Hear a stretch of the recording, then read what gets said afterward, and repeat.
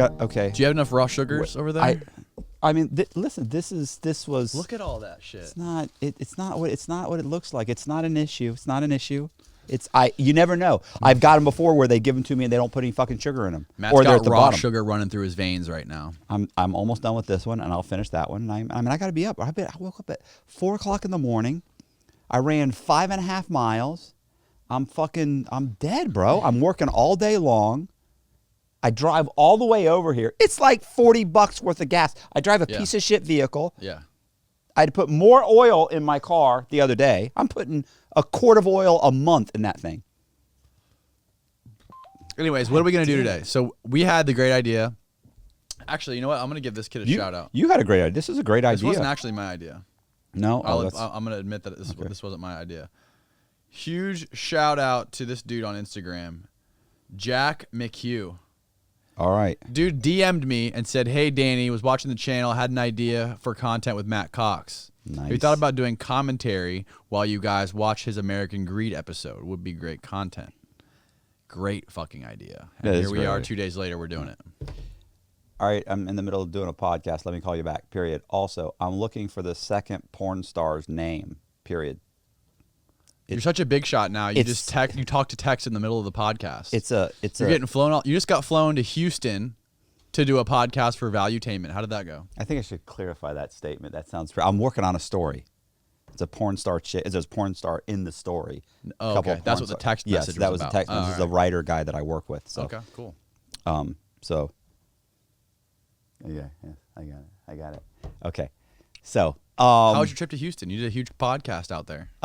It was good. It was with Patrick David. He does a Valuetainment, and he contacted me because somebody on his staff, one of the producers, saw this, and he brought it up and said, "You got to see this." And he told him about my story. He said, "Oh, I got to see that guy," and they flew me out there, and I did it, and it was good.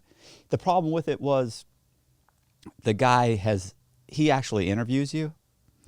Unlike you, unlike Concrete. So he actually has like a format where he starts asking questions, and instead of just let me tell the story, I end up kind of being interviewed and being thrown questions that I have no. It's that you never get a rhythm. Like I'm used to telling the story. I've been telling this fucking story for 10 years.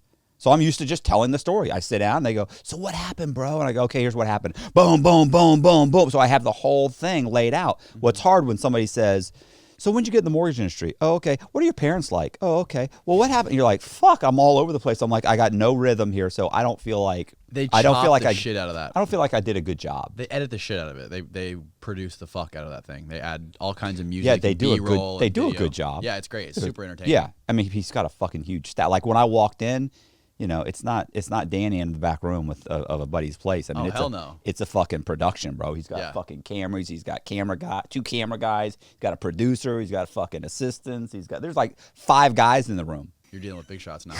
So that's okay, cool. so what are we doing today? What I did get to talk about on the podcast. What did you get to talk about? Tell me. I got to talk about the book. You're not even fucking helping, bro. Shark in the housing pool. Shark in the housing pool. What, is this about real estate? Not kind of. It's my story. This is my story. This is your personal story. Yeah, this is what really happened. This is the real fucking... Holy shit. Based on... Even when I researched this, when I was writing it, because I didn't know everything, I'm getting FBI 302 forms in. I'm getting the fucking MOI forms from the Secret Service. Like, there's all kinds of shit I didn't know that were happening behind the scenes. Mm-hmm. Is this the final cover? Are you gonna have it like this, but in color? Well, that's a proof. This is well, I'm actually thinking about. I was gonna do another cover. Do fucking red text with like the blue water in the background, just like Jaws. Everybody's a critic. I was gonna do another one, blue with a bunch of sharks, and have me on the front cover. Because only I wasn't gonna do that, but I thought about it. I thought all my other books have the actual subject on the cover. So this one I thought, well, maybe I should be on there. Somebody said you should be on the cover. Yeah. So me on the cover with a bunch of sharks and whatever. So, but yeah, that's the book, man. It's like I like it. It's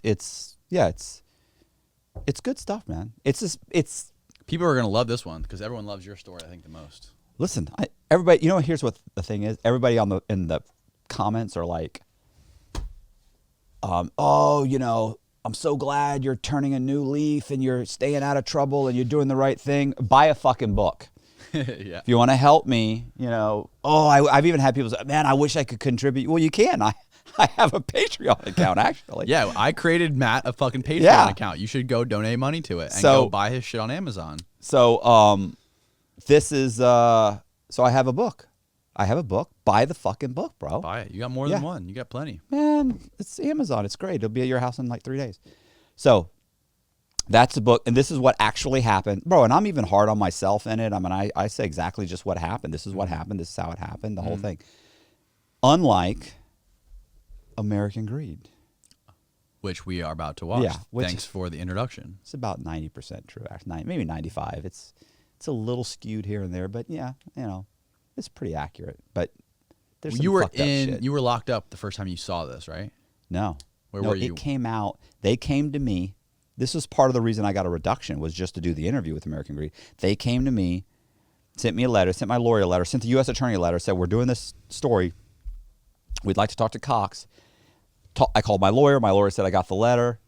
The U.S. attorney's already called me. They want you to do an interview. So they set up an interview, a phone interview, because you cannot get cameras into federal prison. Anytime you see, people will say, oh no, I've seen pictures of guys on camera in prison. Yeah, those are state prisons. Right. They're not federal. So you can't get a camera in. So I did a phone interview, and they used bits and pieces of the phone interview. Okay. They interview Allison Arnold, which is one of my co-defendants. They interview, who else? They interview the U.S. attorney. They interview the Secret Service agent. They do not interview Candace Calderon, which was the FBI agent. The lady who called you when you were on the run. Yeah. Fuck, that would have been good. Yeah, that would have been. You would have seen her too. I'm telling you, she's like 5'10", fake breasts, good looking, intimidating as fuck, mean, like just fucking angry, bro. It's like there's no reason to be that angry. Literally when she was interviewing me, there was a don't lie to us moment. I was like, the fuck? She's hitting the fucking table. I mean, she's like, it was like something out of like a real cop show or something. I was like, I'm fucking lying. What are you talking about? Yeah, she's got issues. Wow. She's got anger management issues. She's still around? She's still in the agency? She has to have retired by now. Yeah. That was a fucking long time ago. But where were you the first time you saw this episode? I was in the halfway house, and Treon Calta had hired me to work there. And so I show up, he and this a buddy of his, Mike. So he and Mike, I walk in, I'm like, hey, what's up? What do you guys, I come in, and he's like, we got something for you. I go, what's that? And he pulls out the episode. And it's, I'm like, no. He's like, yeah, bro, we got it on Hulu. Yeah. So they put it up, and we watched the whole thing. And what was funny is, like you said, the commentary, literally the whole time we're watching it, like on his phone, he would go, every once in a while, something would happen, he'd stop it and go, is that what really happened? I'd be like, yeah, that's what happened. Okay. And he'd play it, and he'd go, is that what happened? And I go, nah, kind of. And then I explain it. So that was my first. So I've already done this really once. All right, let's do this. Let's roll this thing. Dun da da dun da da dun. Here we go. The premiere of the. What's the title of this American Greed episode? Is there like a title to it, or the Bonnie and Clyde of mortgage fraud? The Bonnie and Clyde of mortgage fraud. Here we go, ladies and gentlemen.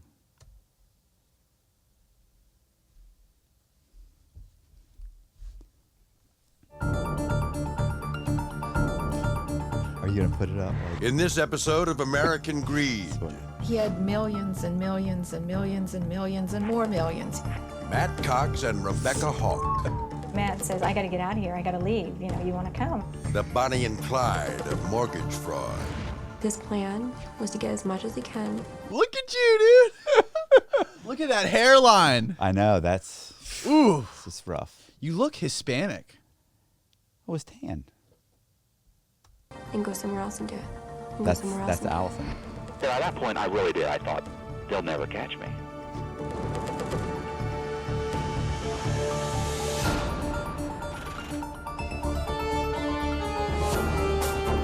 This is kind of what your Valuetainment podcast is going to look like. Yeah.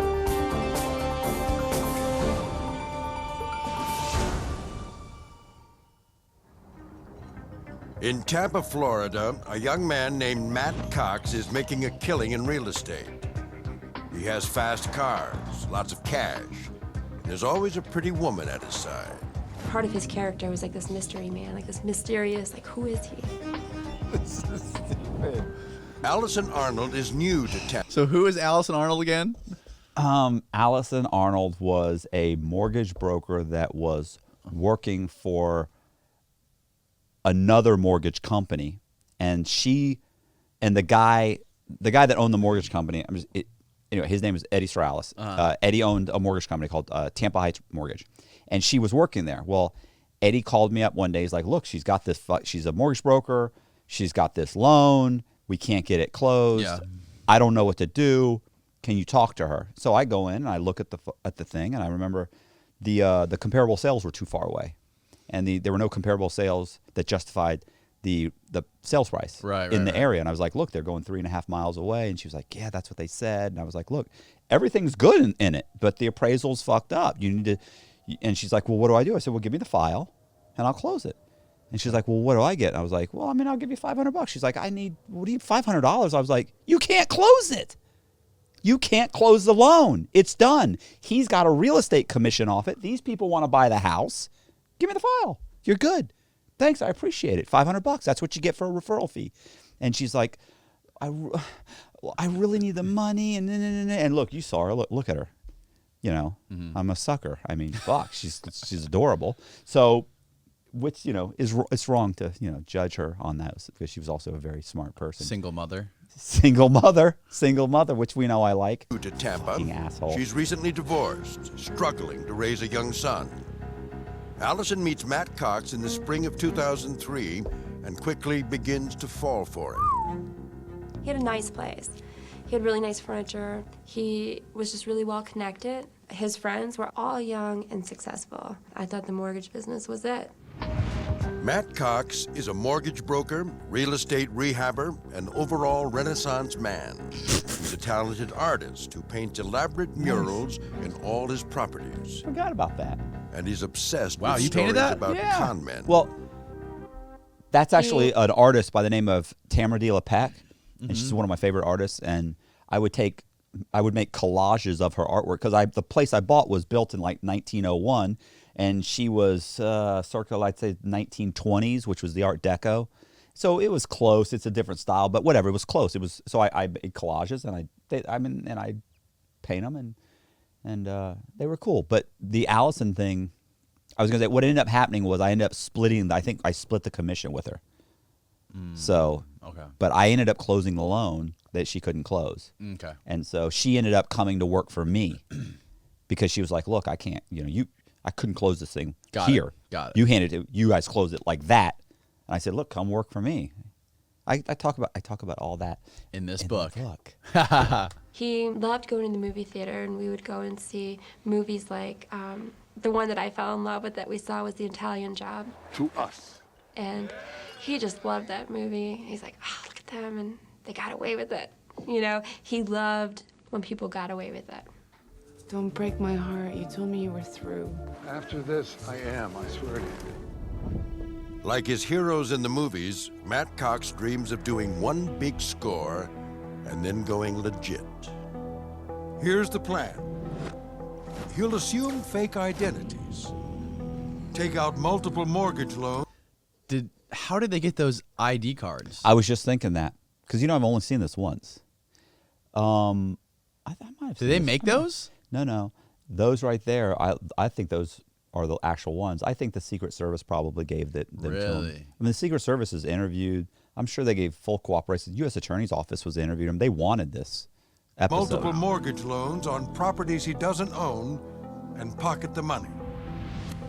On average, each loan will be around $100,000. All I wanted to do was get $1 million and, open a legitimate business, sell paintings or buy some real estate and rent out apartments or something legit so I didn't have to do anything else. Allison goes to work at Matt Cox's mortgage company, not knowing what's in store for her. Just a few weeks later, Cox calls in a favor. When Allison was down on her luck, he helped her out. He rented an apartment for Allison and bought her new furniture. Now, it's payback time. Does that sound sinister? Is that true? That's actually true. I did buy her. She was going. Sinister. It does sound sinister. She was going through a divorce. First of all, I don't owe you anything. I met you because you gave me a loan. I gave you your money. Yeah. You wanted to come work for me. You came to work for me. Great. I gave her a bunch more loans. She closed more loans. These are fraudulent loans. She knows that fraud's being done there. So I'm not luring you in. You know what's going. You've closed several loans at this point. They're fraud. Yeah. So, but one of the things was she was living in her husband's house and they were going through a divorce. She wasn't divorced already. She was getting a divorce. So I'm sleeping with her. I'm sleeping with another girl named Jana. So these two are fighting back and forth. It's just a fucking soap opera, bro. Jana lives across the street from me. She's got a fucking girlfriend. That chick hates my guts. I mean, it's just fucking ridiculous, bro. I mean, Jana's chasing fucking Allison out of the house. She's chasing other girls out. I mean, it's fucking outrageous. So the point is that I end up, she needs a place to stay. And she's like, look, I'm in my husband's house. You know, Jana showed up at the fucking house one day at her husband's house where she lives and is telling him she's fucking his boss. I mean, it's just ridiculous. So he's like, you got to get out. So she gets out and she's like, what do I do? I'm like, look, well, I don't want her to move in with me. I mean, I like Allison, but I can't have her move in with me, you know? So I go and I rent her an apartment in the name of Brandon Green, one of my fake people. So I rent the apartment. I then take his credit cards and I go buy her a bunch of shit at home at Rooms to Go, buy her a bunch of furniture, all Brandon Green. She's got I think it was a 2-bedroom, 2-bath, nice place in Ybor City, and with that new huge apartment complex. So she moves in there. I give her fucking money. I pay her fucking rent. I don't owe you anything. I'm doing all of this, but the way they make it sound, he got her a place. She owes him. He doesn't owe me anything. She's asking me to commit fraud. But I mean, but what they are saying is, yeah, she did come to work for me. That's true. She did come to work for me. She was making money doing fraud. I did rent her a place. So, to me, that's like 90%. That's like 90% true. I mean, they're just kind of tweaking it a little bit, which is fine. He's like, Allison, I'm helping you and my investors are helping you so that we have your loyalty, so that you'll do anything for us. There are no investors. What the They're all con fake man people. wants is for Allison to be his partner in crime.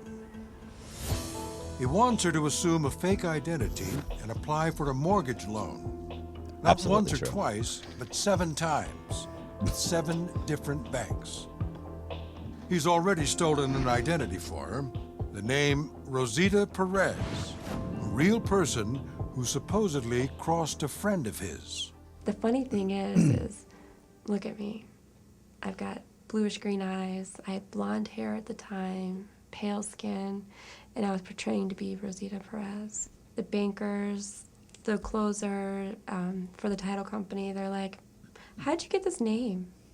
You're not Puerto Rican or Spanish, are you? And my license said I had brown eyes, and I clearly didn't.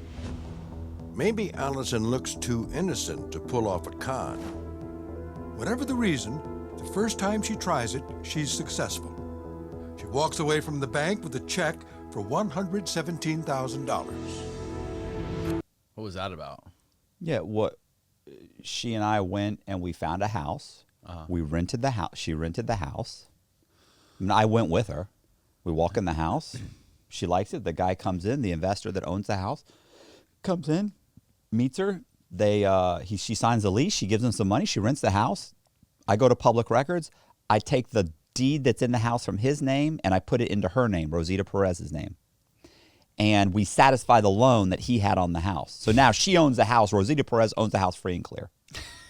So then we apply for like 5, 6, 7, 5 or 6 or they said 7 mortgages. I want to say it was 5 or 6, but whatever. Let's say it's 7. Who cares?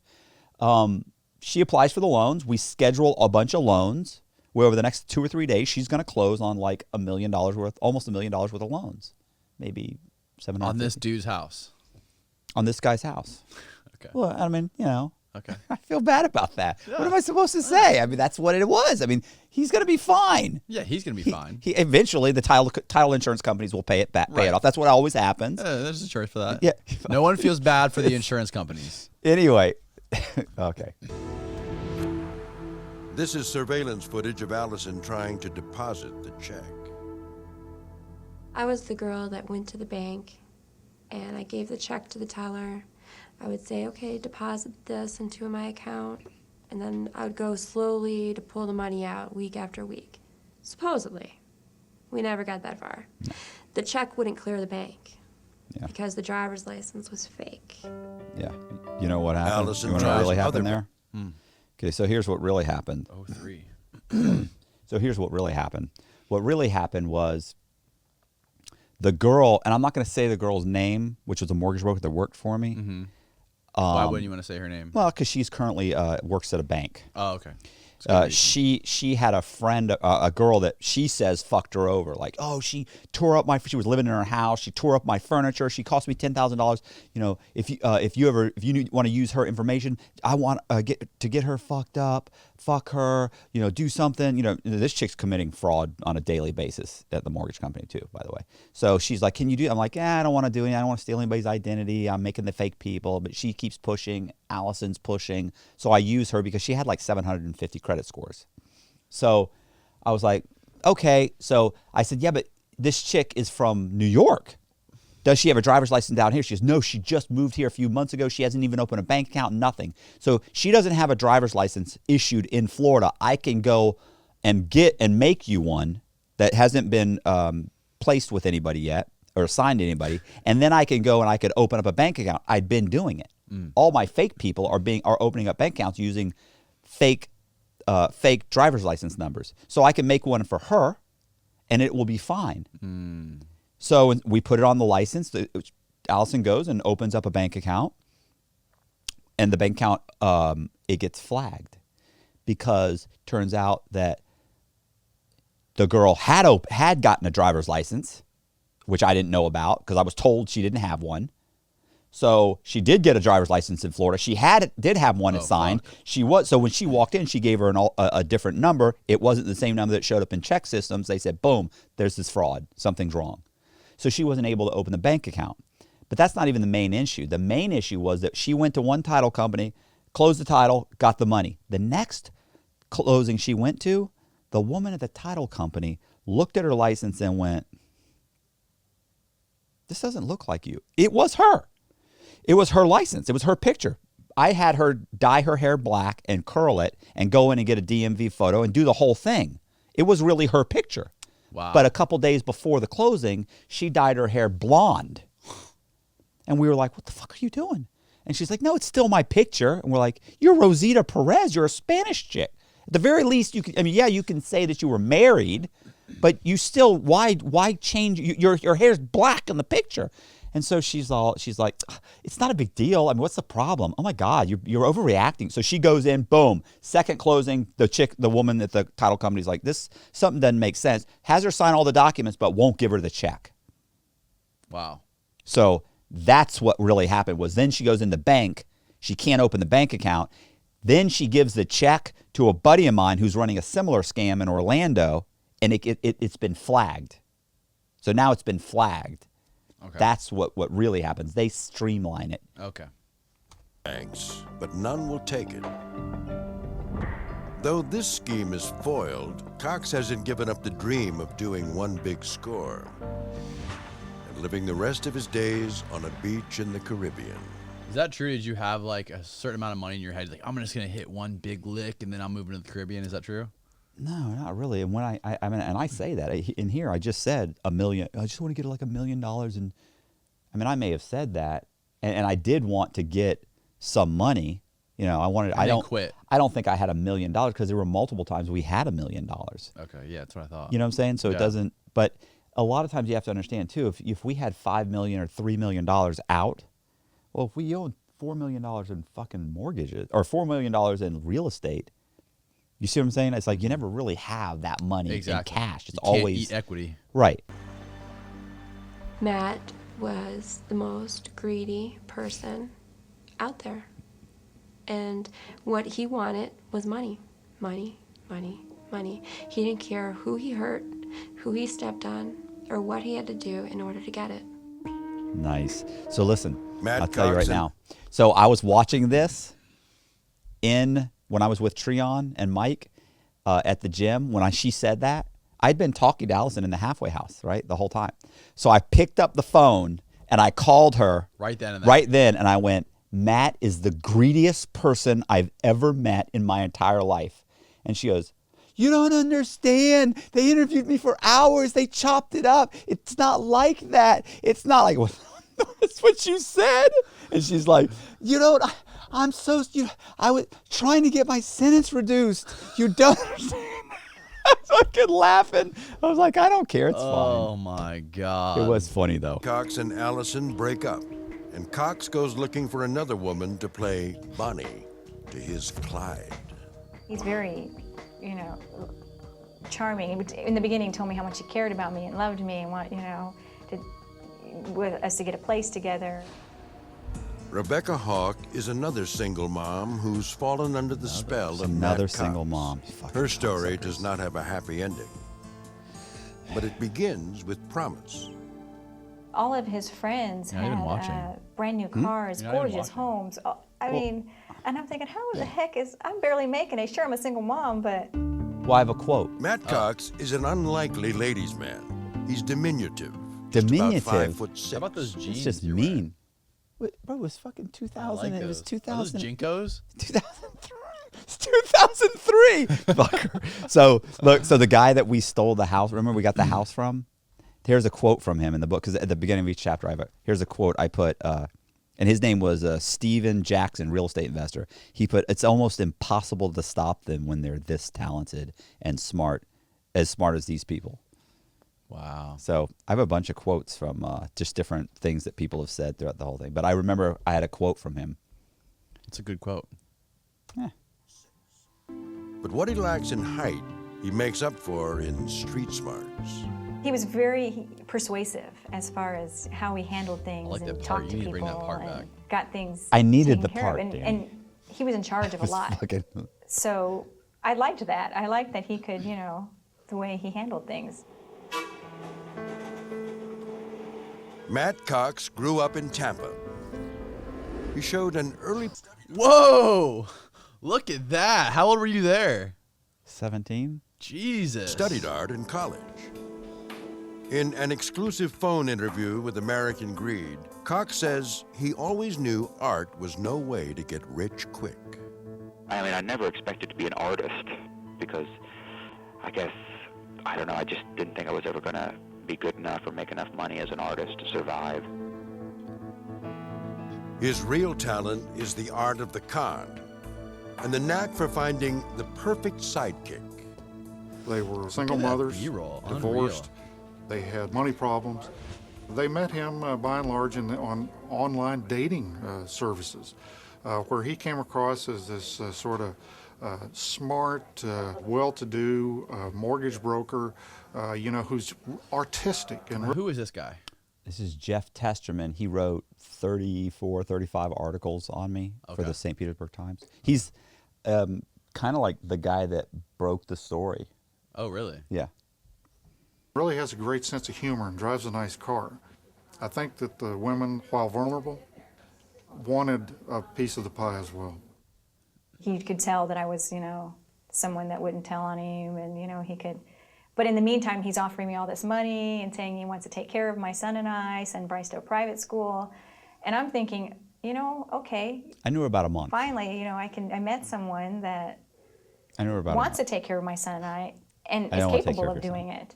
Yeah. And not really paying attention true. to the, or not wanting No. to pay attention I knew her to about what a he was month. doing and I how he met was her doing it. online. I knew her about a month. We've been on Matt Cox decides Rebecca Hawk a dozen is the dates ideal at most. partner. He shows her a good time, charms her, and takes her to a movie that could be about his own life. We saw Matchstick Men, and it's about a con. We did see You're a Matchstick. con man? Con artist. Yeah, I think we did see Matchstick. Flim flam man, matchstick man, loser, whatever you want to call it, take your pick. A lot of it was probably me just wanting to overlook it more so than being realistic and thinking, okay, what are you getting involved in here? When American greed returns, Matt Cox and Rebecca Hawk go on the run and swindle the world's biggest bank. Dun, dun, dun. What bank was it? The world's biggest bank. You said that Bank of America? I don't know. This is great so far. Con artist. You prefer con artist over con man? It kind of hits confidence, man. Confidence, man. You're an artist and you're a con man. It's true. In Tampa, a rogue mortgage broker named Matt Cox is assuming fake identities to take out multiple mortgage loans on properties he doesn't own, pocketing the money and making millions in the process. The year is 2003. In a red-hot real estate market, the con man hides in plain sight. Everybody was getting rich. Everybody was flipping property. Jeff Testerman is an investigative reporter with the St. Petersburg Times. In the fall of 2003, he gets a tip from an associate of Matt Cox. And we began to talk. And he suggested things to me, the way a good source is supposed to do. He gave me the leads, and I went to the courthouse and got the documentary evidence to show that he was telling the truth.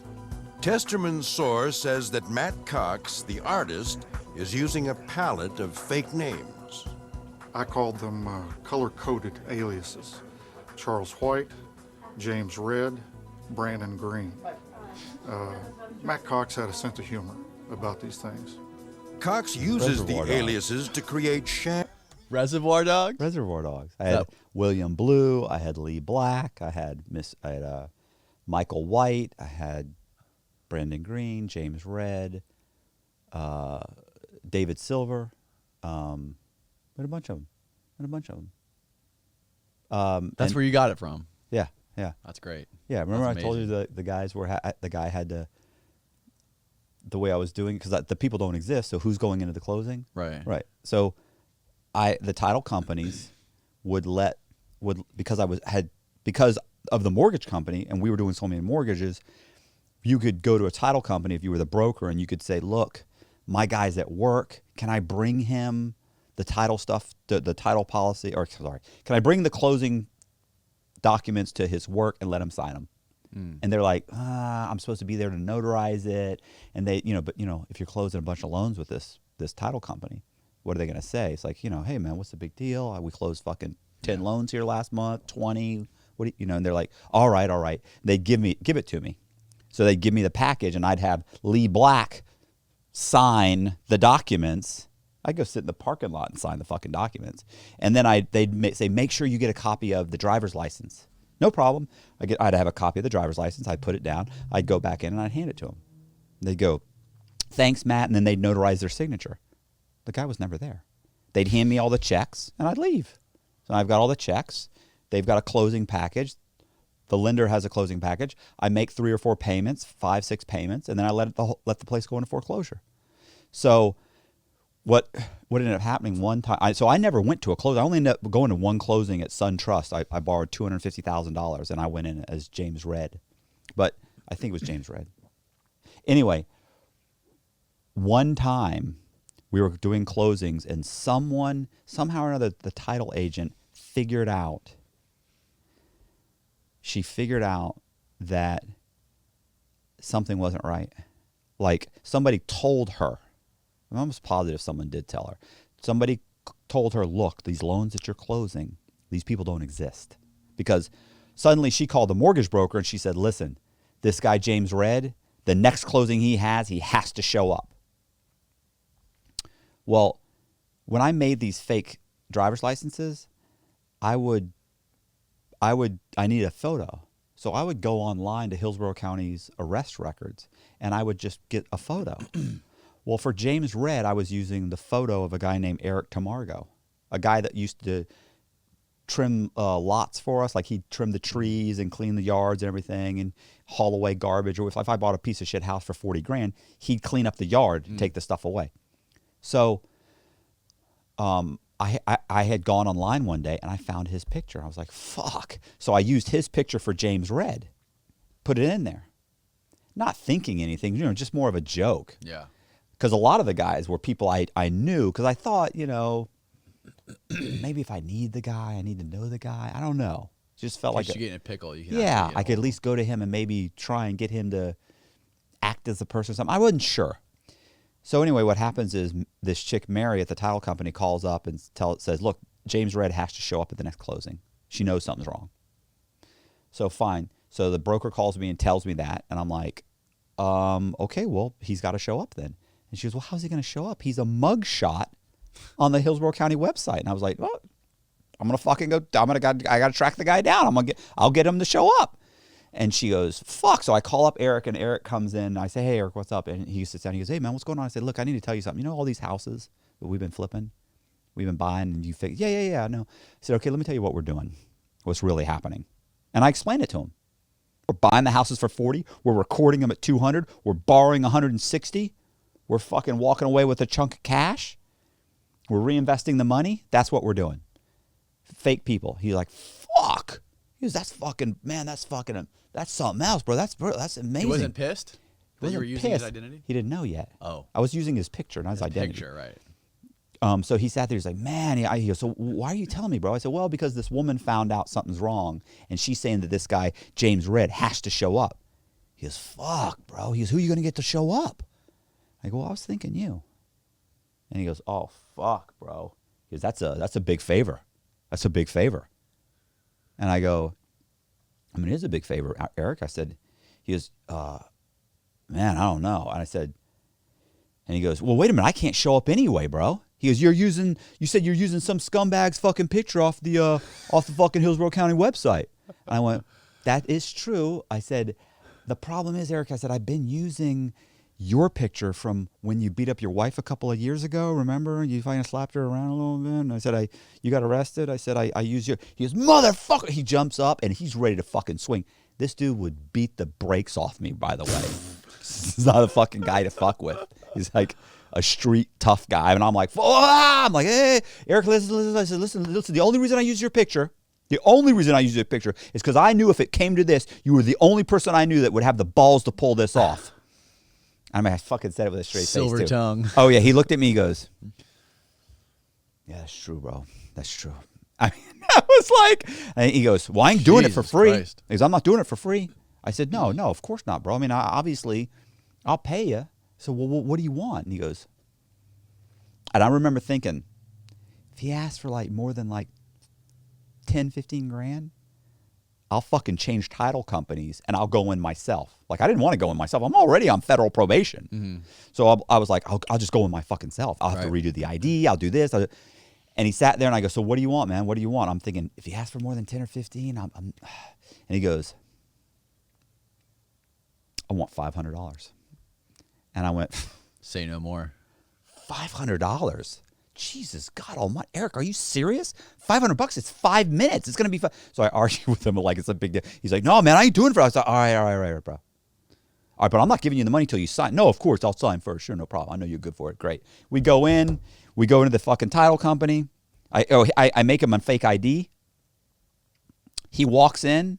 Mary comes out and walks in the day of the closing. She walks out and sees me sitting there. She goes, Mr. Cox, why are you here? I said, I'm not doing the closing unless James Red shows up. So Eric stands up and goes, I'm James Red. And she goes, hold on one second. She goes, gets the file, comes back, pulls out the fucking picture that I've been using of the driver's license, holds it up and goes, you could see it in her face like, fuck. Like, what? I don't know what's going on now. Now, she thought she knew. Now she don't know. Now she's like, fuck, so-and-so said this, and it didn't make sense. And this fucking guy, she's, I'm sorry, Mr. Red. Come on in. So she goes, do you have your driver's license? Yeah, I don't have my ID. I have my driver's license. Because I couldn't get the same picture. So I matched it up, and she's like, fuck. He closes. When we get to closing, he sees like 10,000 goes to Dave Walker. 15,000 goes to this guy. 3,000 goes here. 7,000. So he sees all these checks. He's starting to put it together. This is a lot of money. This is $100,000 is being shifted around. Mm-hmm. I'm getting $500. So we get out and I give him his $500 and he goes, yo, bro. He's like, that was a lot of fucking money, man. It's a lot of money. He said, I mean, I'm doing it for $500. I said, a lot of that money goes back in the house, Eric. And he's like, well, this is a big deal, man. So he leaves. Like a week later, I call him back. I need you to do another one. He's like, fuck. He goes, all right, bro. He's like, I'll tell you right now, I ain't doing it for no $500. I saw all them checks. I know you guys are making fucking bank. I went, okay, bro, what is it? What do you want? He goes, it's a big favor.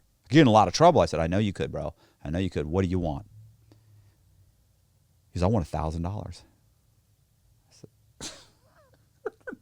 I said, are you serious, Eric? 1,000? Jesus, man, that's twice what you charge. Man, I get a lot of trouble. I said, all right, bro. All right, but you got to sign for it. No, I'll sign for it. We go in again. Boom, he signs. Mary was so fucking bamboozled. The next time that I actually call up and schedule a closing, I say, hey, Mary, can I pick up the fucking thing this time? Or you still got to see this guy? No, it's okay. And she lets me take the package. Jesus. Starts all over again. So that's how, like, that's the only time I had to have somebody show up. Then I ended up showing up, like one of the last loans that closed for $250. I just showed up myself because everything was just so streamlined. It was working so well. Right. Well, it seemed it was working so well. Yeah. Until the Allison thing happened, and then it all just kind of fucking. I didn't know it was unraveling. Let's keep rolling it. Real estate transactions. There were several that nothing was authentic on the deed. He created a phony buyer and a phony seller. When you've got that going, you can pretty much do anything you want to with the price and the mortgage. In 2003, money is loose, and so are lending standards. Cox applies for loans online, and he uses his artistic talent to forge any document he needs to support the loan. He fakes driver's licenses, W-2s, checking accounts, and Cox even brags about stealing the identities of homeless people. I ordered his Social Security card. I ordered everything. Went and sat in DMV for 3 hours, and they gave me a driver's license as Gary Sullivan. It was easy. This is one of Cox's fake documents. It purports to be a satisfaction of mortgage statement, a document that says Cox owns a property free and clear. It's signed by two witnesses, Lee Cook and Jimmy Balls. Jimmy Balls? Their characters dreamed up by Cox. The two witnesses, Balls and Cook, I think Cox's shorthand on this would be, arrogance. This is arrogance. It's just stupidity. I'm really cooking the books with this deal, and it really takes balls to do it. Cox files the document at the Hillsborough County Courthouse. To most banks, it looks legit. And Cox can take out mortgages on a property that he doesn't even own.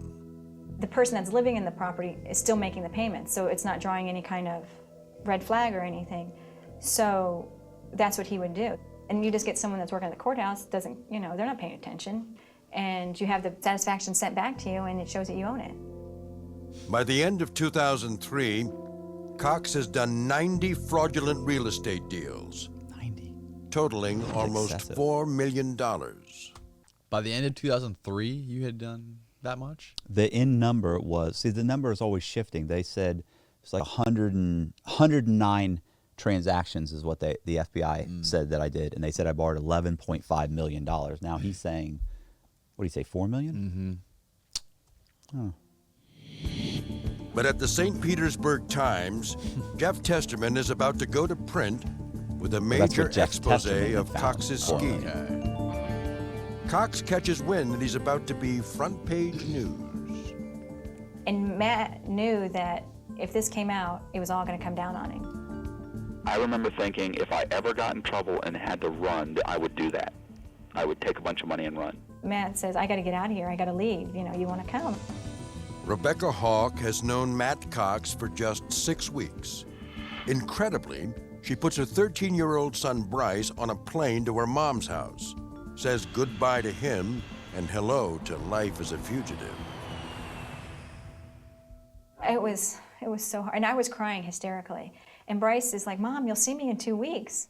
And Matt's standing there, and I'm crying. I'm not standing there. I'm not there at all. When Bryce got on the plane, Matt's like, you'll see him. It'll be okay. You're going to be able to see him as much as you want. Never fucking You said that. scoundrel. Stop. I never said that. How Complete dare you. fucking bullshit. Complete bullshit. Listen. This chick, this fucking chick, man. Listen, when she gets arrested, you know what she said about me? When they first arrested her and immediately interviewed her, but remember I told you she fucking says she's not Rebecca Houck. She goes, my name is Rebecca Hickey. You have the wrong name. You have the wrong person. You guys are gonna. They end up putting her hand on the thing, and for like 45 minutes or an hour, she like denies it till they finally put her hand down on the scanner, and then she's like, "All right, it's me." So her first interview with me or about me was, Cox is meek. He's charismatic. He's shy. He's not the kind of person that he's not aggressive. She basically paints me as a guy that's just is not an aggressive type person or a person that's whatever, mean-spirited, whatever you want to say. Yeah.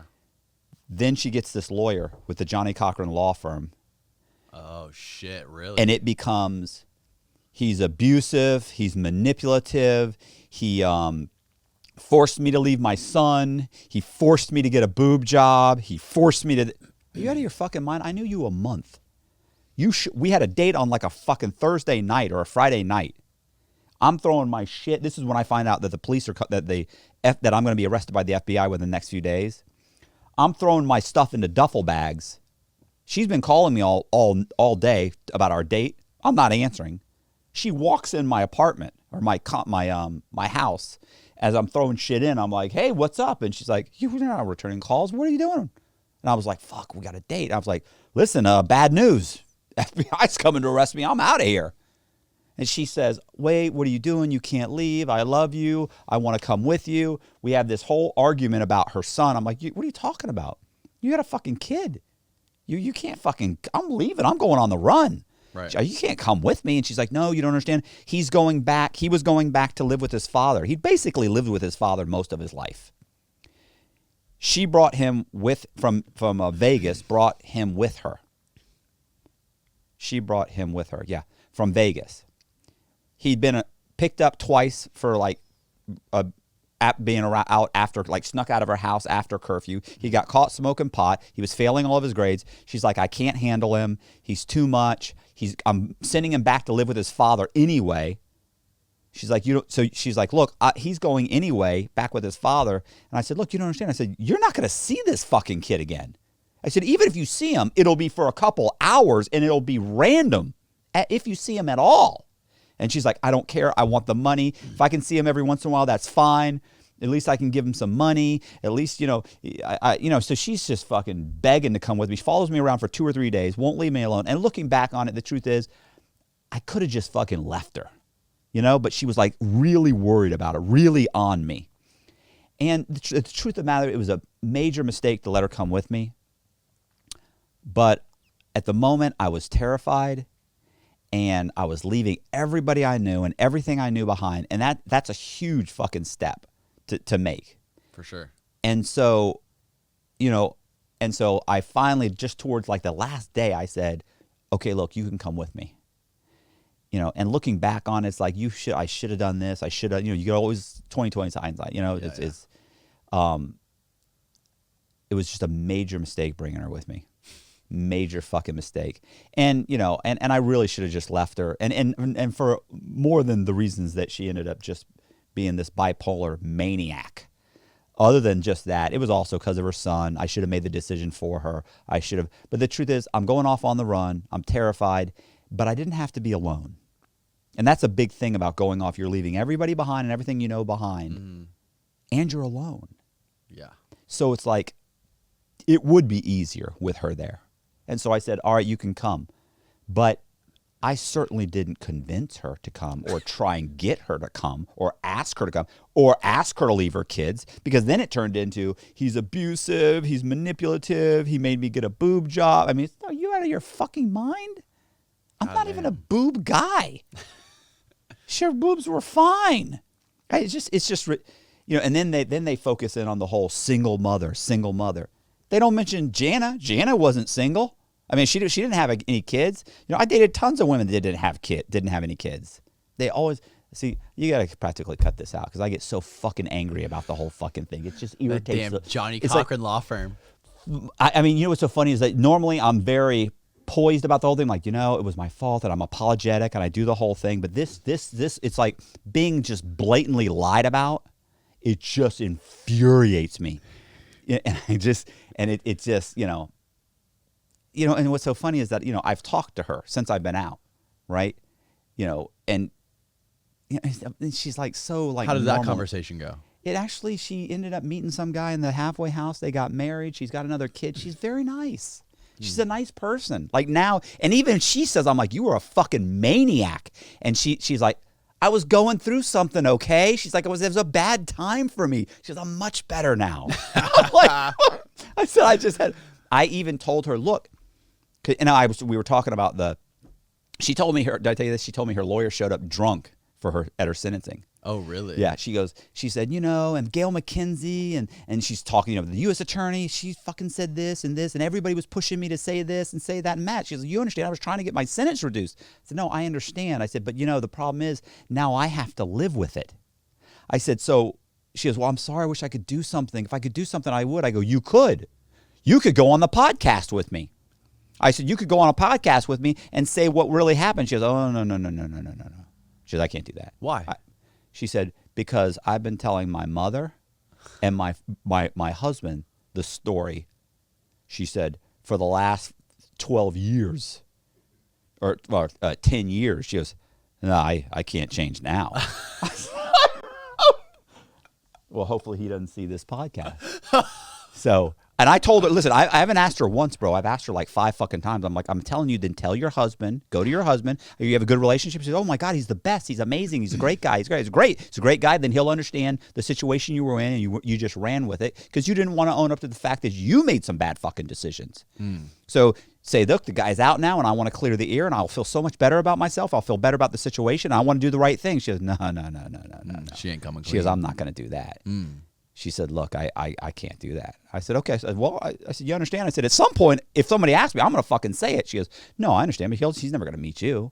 She's like, so she said, I understand. So we'll see what she says if I ever talk to her again. Wow. Okay. A few days later, on December 14th, 2003, Testerman's series Dubious Deals hits the newsstands. The reporter details a fraud worth more than $4 million. But Matt Cox is gone. He was never seen in Tampa again, ever. The trail went cold for me for a while. Where Cox was, I didn't know. The people who know him best assume he's fled the country. They think he's gotten on the cruise ship and he's headed to some island south. Cox's ex-girlfriend, Allison Arnold, is among those asking questions.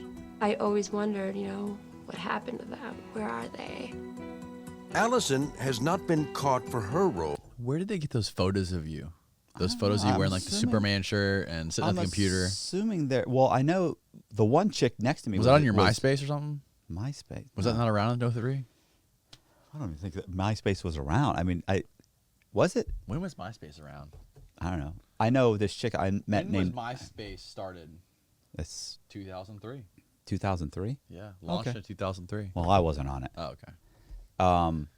No, I would say that's probably Allison Arnold and probably Jana, because the one chick in the picture where I have a Superman thing and she has one, that's Jana. Oh, okay. One of Cox's scams. 6 months earlier, she poses as Rosita Perez and takes out fraudulent home loans. Though the police have not yet come knocking on her door, Allison is worried. She knows the heat's on. I was a nervous wreck. I got a job as a waitress because I couldn't work for any bank. My hands would shake. My conscience was so heavy. Allison decides to call the FBI. So I spilled my guts out, said everything. Allison tells the feds everything she knows to help them catch Cox. Allison thinks her cooperation will buy her immunity from prosecution. She's wrong. Eventually, she's sentenced to 2 years in prison for bank fraud. You want to hear this? Fuck. Want to hear this? Yeah. You're going to love this. So there's like 14 or 15 people on the indictment, right? So they've all been indicted. Mm-hmm. But the FBI doesn't do anything. They're waiting to catch me. I've talked to a bunch of people. Everybody's going in and saying, Matt did this, Matt did that. Some people are going and saying, no, so-and-so did this, so-and-so did this. They're saying, no, I didn't do that, so-and-so. So everybody's pointing, but they understand everybody who's involved. Because by the time they talk to me, they've walked in with a stack of fucking 302. Boom. They're like, I mean, you're done. Mm-hmm. So, which I know I'm done anyway. So the point is that they haven't investigated. They haven't arrested anybody. You've known about this for 6 months or so. You haven't done anything. Why aren't you arresting? They're waiting to catch me because they figure we'll catch Cox. We'll catch the top dog. He'll just explain everything that happened. We'll crack everybody in the head and it'll be fine. Right. They don't expect that I'm going to be missing so long. Allison is riddled with guilt. Mm-hmm. And fear. Right. She's like, fuck, they're going to come arrest me someday. Right. So she goes into the FBI and says, I just want to tell you what happened, get charged, be sentenced, and be done with it. I'll cooperate against everybody.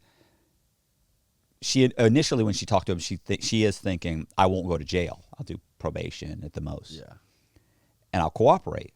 So she goes in, she cooperates, she agrees to plead guilty. Turns herself in, just walks right in. Nobody else does. Jeez. Guess who the only person that ends up, like on that indictment, that ends up going to prison is the only person that owns up to everything they did, cooperates against everyone, straight to fucking prison. You don't get shit. Fuck you. You go to prison. That's what they fucking did. Everybody else on the indictment, no, half them people are still working in banking. Wow. And that, I mean, I don't want to say hilarious, but fucked up. That's fucked up. Because you know the least culpable person in my entire indictment is Allison Arnold. Really? She walked into one bank, 2 closings. Didn't make a fucking, I think maybe I gave her like 10 grand for doing it. Like, hey, look, you know, we really didn't really make any money, but here's like 10 grand or something. Mm-hmm. And I'd been giving her money and she's closing loans. She's doing okay. But we didn't make any money, so where's there money to give you? There's nothing to give you. What about the blonde girl? How much time did she get? Oh, Becky? Becky, yeah. Becky wasn't a part of this conspiracy. She's a part of the next conspiracy when I take off on the run.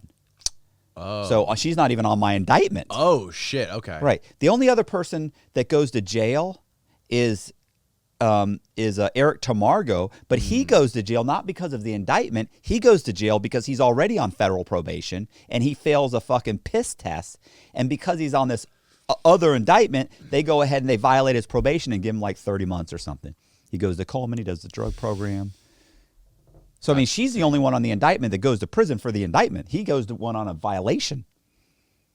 Because she felt bad. Guilty conscience. Yeah, guilty conscience. I mean, and it's just the nicest person. You know, so. Fuck. Hefty sentence for somebody who had no previous criminal records. Really, I had no knowledge of everything that I was totally doing, but I followed along and did something, yes. And I know it was illegal, yes. You know, everybody knows that right and wrong inside, but I didn't think the consequences would be like this. While Allison faces prison, Matt Cox and Rebecca Hawk head to Atlanta. By this point, I was definitely getting cocky. When American Greed returns, Matt Cox lives out a real-life game of catch me if you can. That's true. That's true.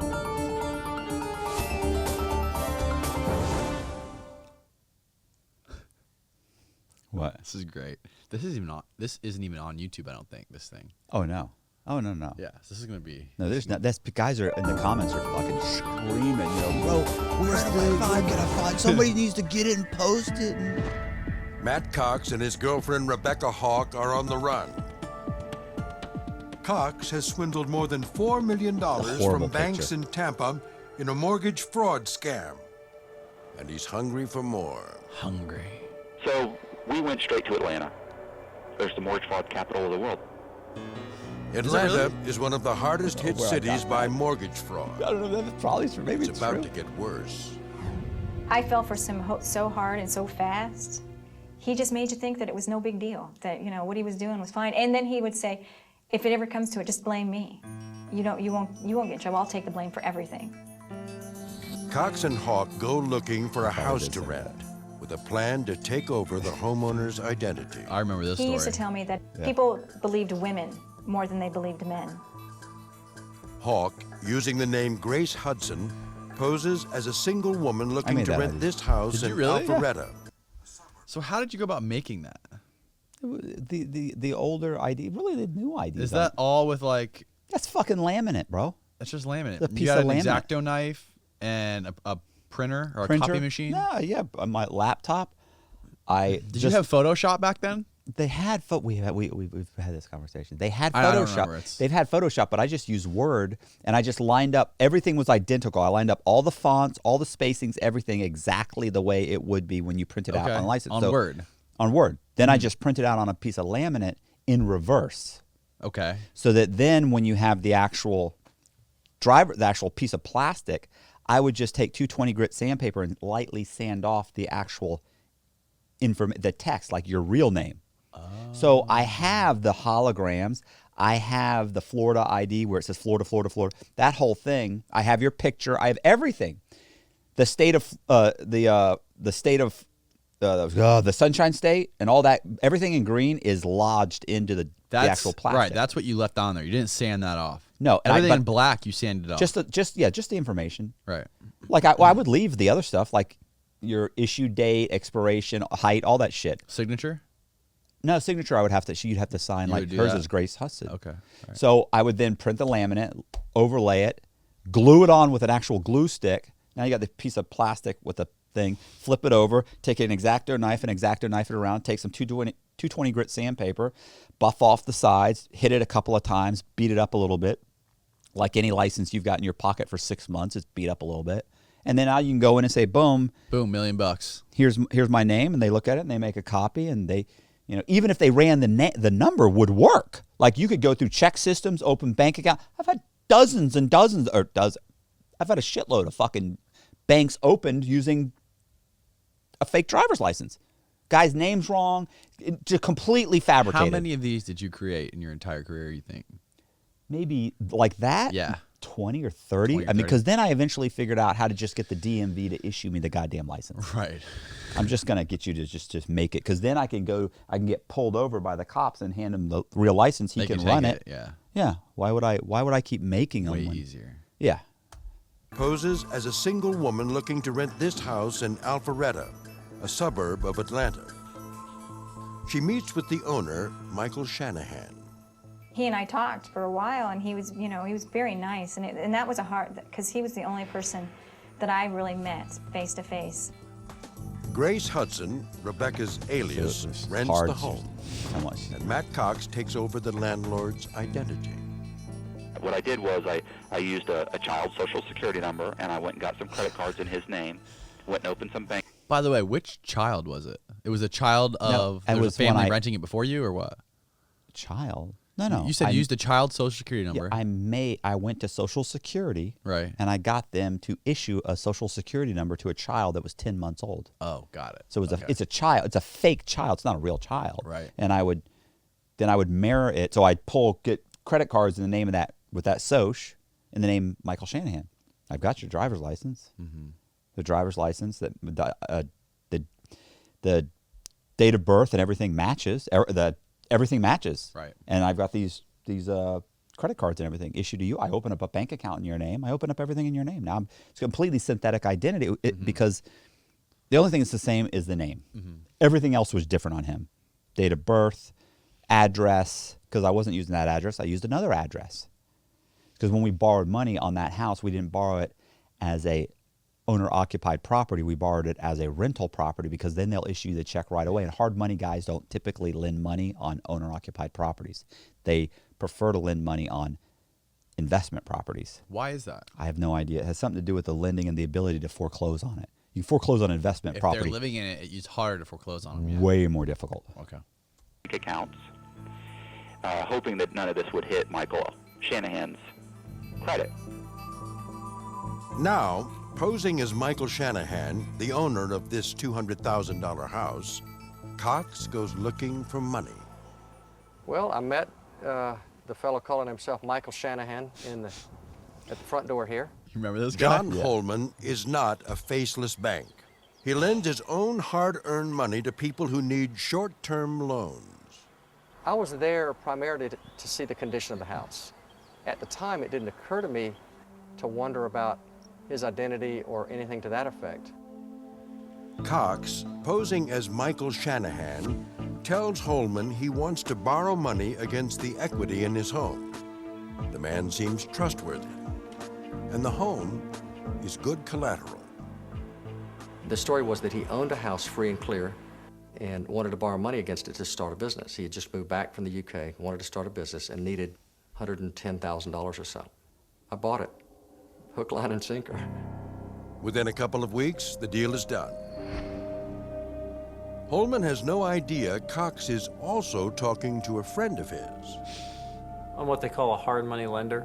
I lend money mostly to other investors that are buying properties to renovate and resell. Sucker. And he wants $106,000 to there's start a bank. business. They don't interview the St. bank. Martin, Shanahan seems like a sure thing. It was a 50% loan to value loan up in Alpharetta, Georgia, in a beautiful neighborhood. Very low risk. LTV. Both lenders do their homework. Holman runs a title check on the house and a background check on Shanahan. At the closing, we got his ID. And he had actually more than the normal ID. He had a Florida driver's license, he had a credit card, and a Social Security card, all in the name Michael Shanahan. So everything checked out, and we made the loan thinking that we had secure interest in the property.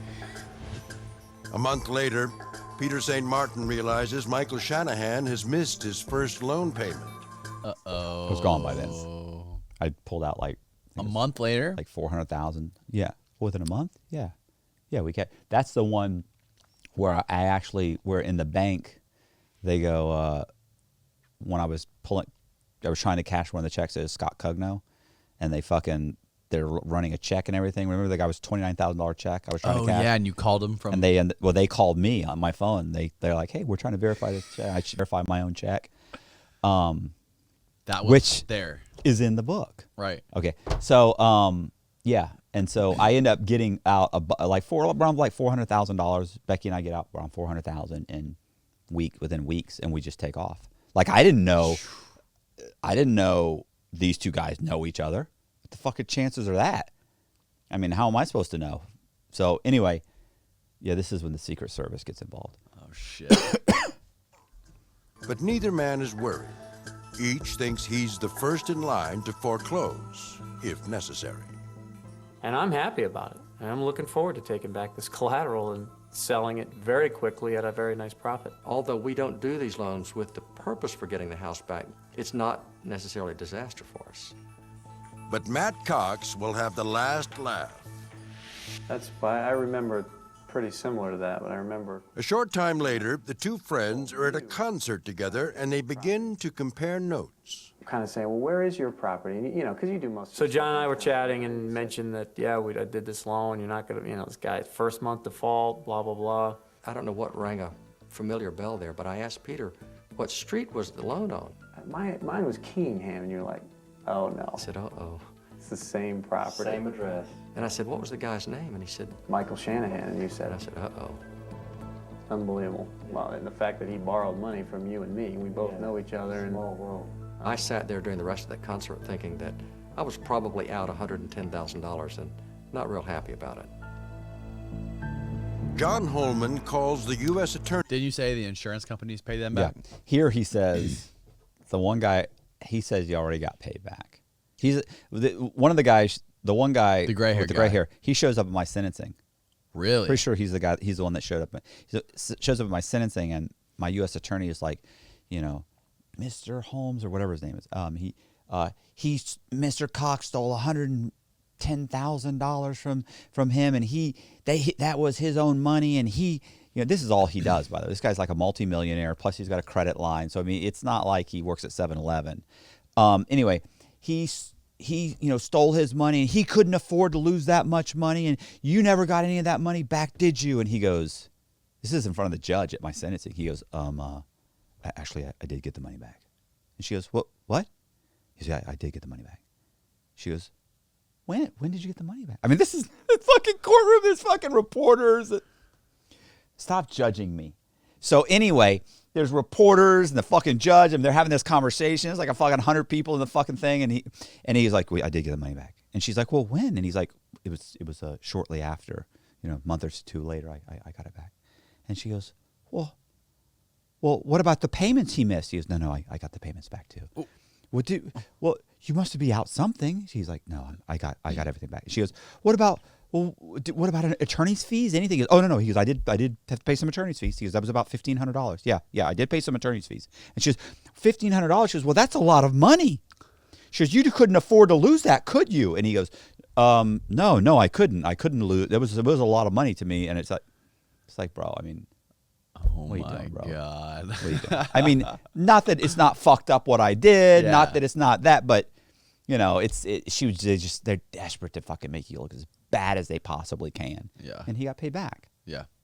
From the title insurance. One of the guys. Well, no, the other guy gets paid back too. Okay. He just doesn't get paid back during this episode. He's been paid back. Okay. He's not on I don't owe him money. He's not a part of my fucking, my restitution because he was paid back. And who paid him back? The title insurance. Instead, the title insurance company is on my restitution. I owe them the money. Oh, okay. So it's like if you say, oh, you stole $500,000 or $2 million from Bank of America or $500,000 or $50,000 from Bank of America. It's like, yeah, but Bank of America got paid back. So why are you saying Bank of America? Because who I really owe is lawyer's title. They paid them back. But see, that's too complicated. So it's easier to say, you stole this money from me. I never got paid. You owe Bank of America. You owe John so-and-so. Well, actually, I don't owe him anything. Right. So, but go ahead. Sorry. Attorney's office in Atlanta, and the case is routed to the U.S. Secret Service. The Secret Service isn't just in the West Wing of the White House. More and more, they're taking on white-collar crime.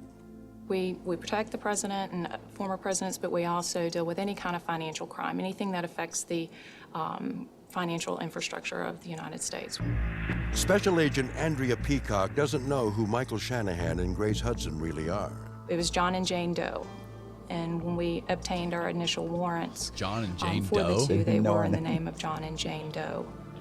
The Secret Service creates a wanted poster and eventually tracks down a former associate of Cox's in Tampa.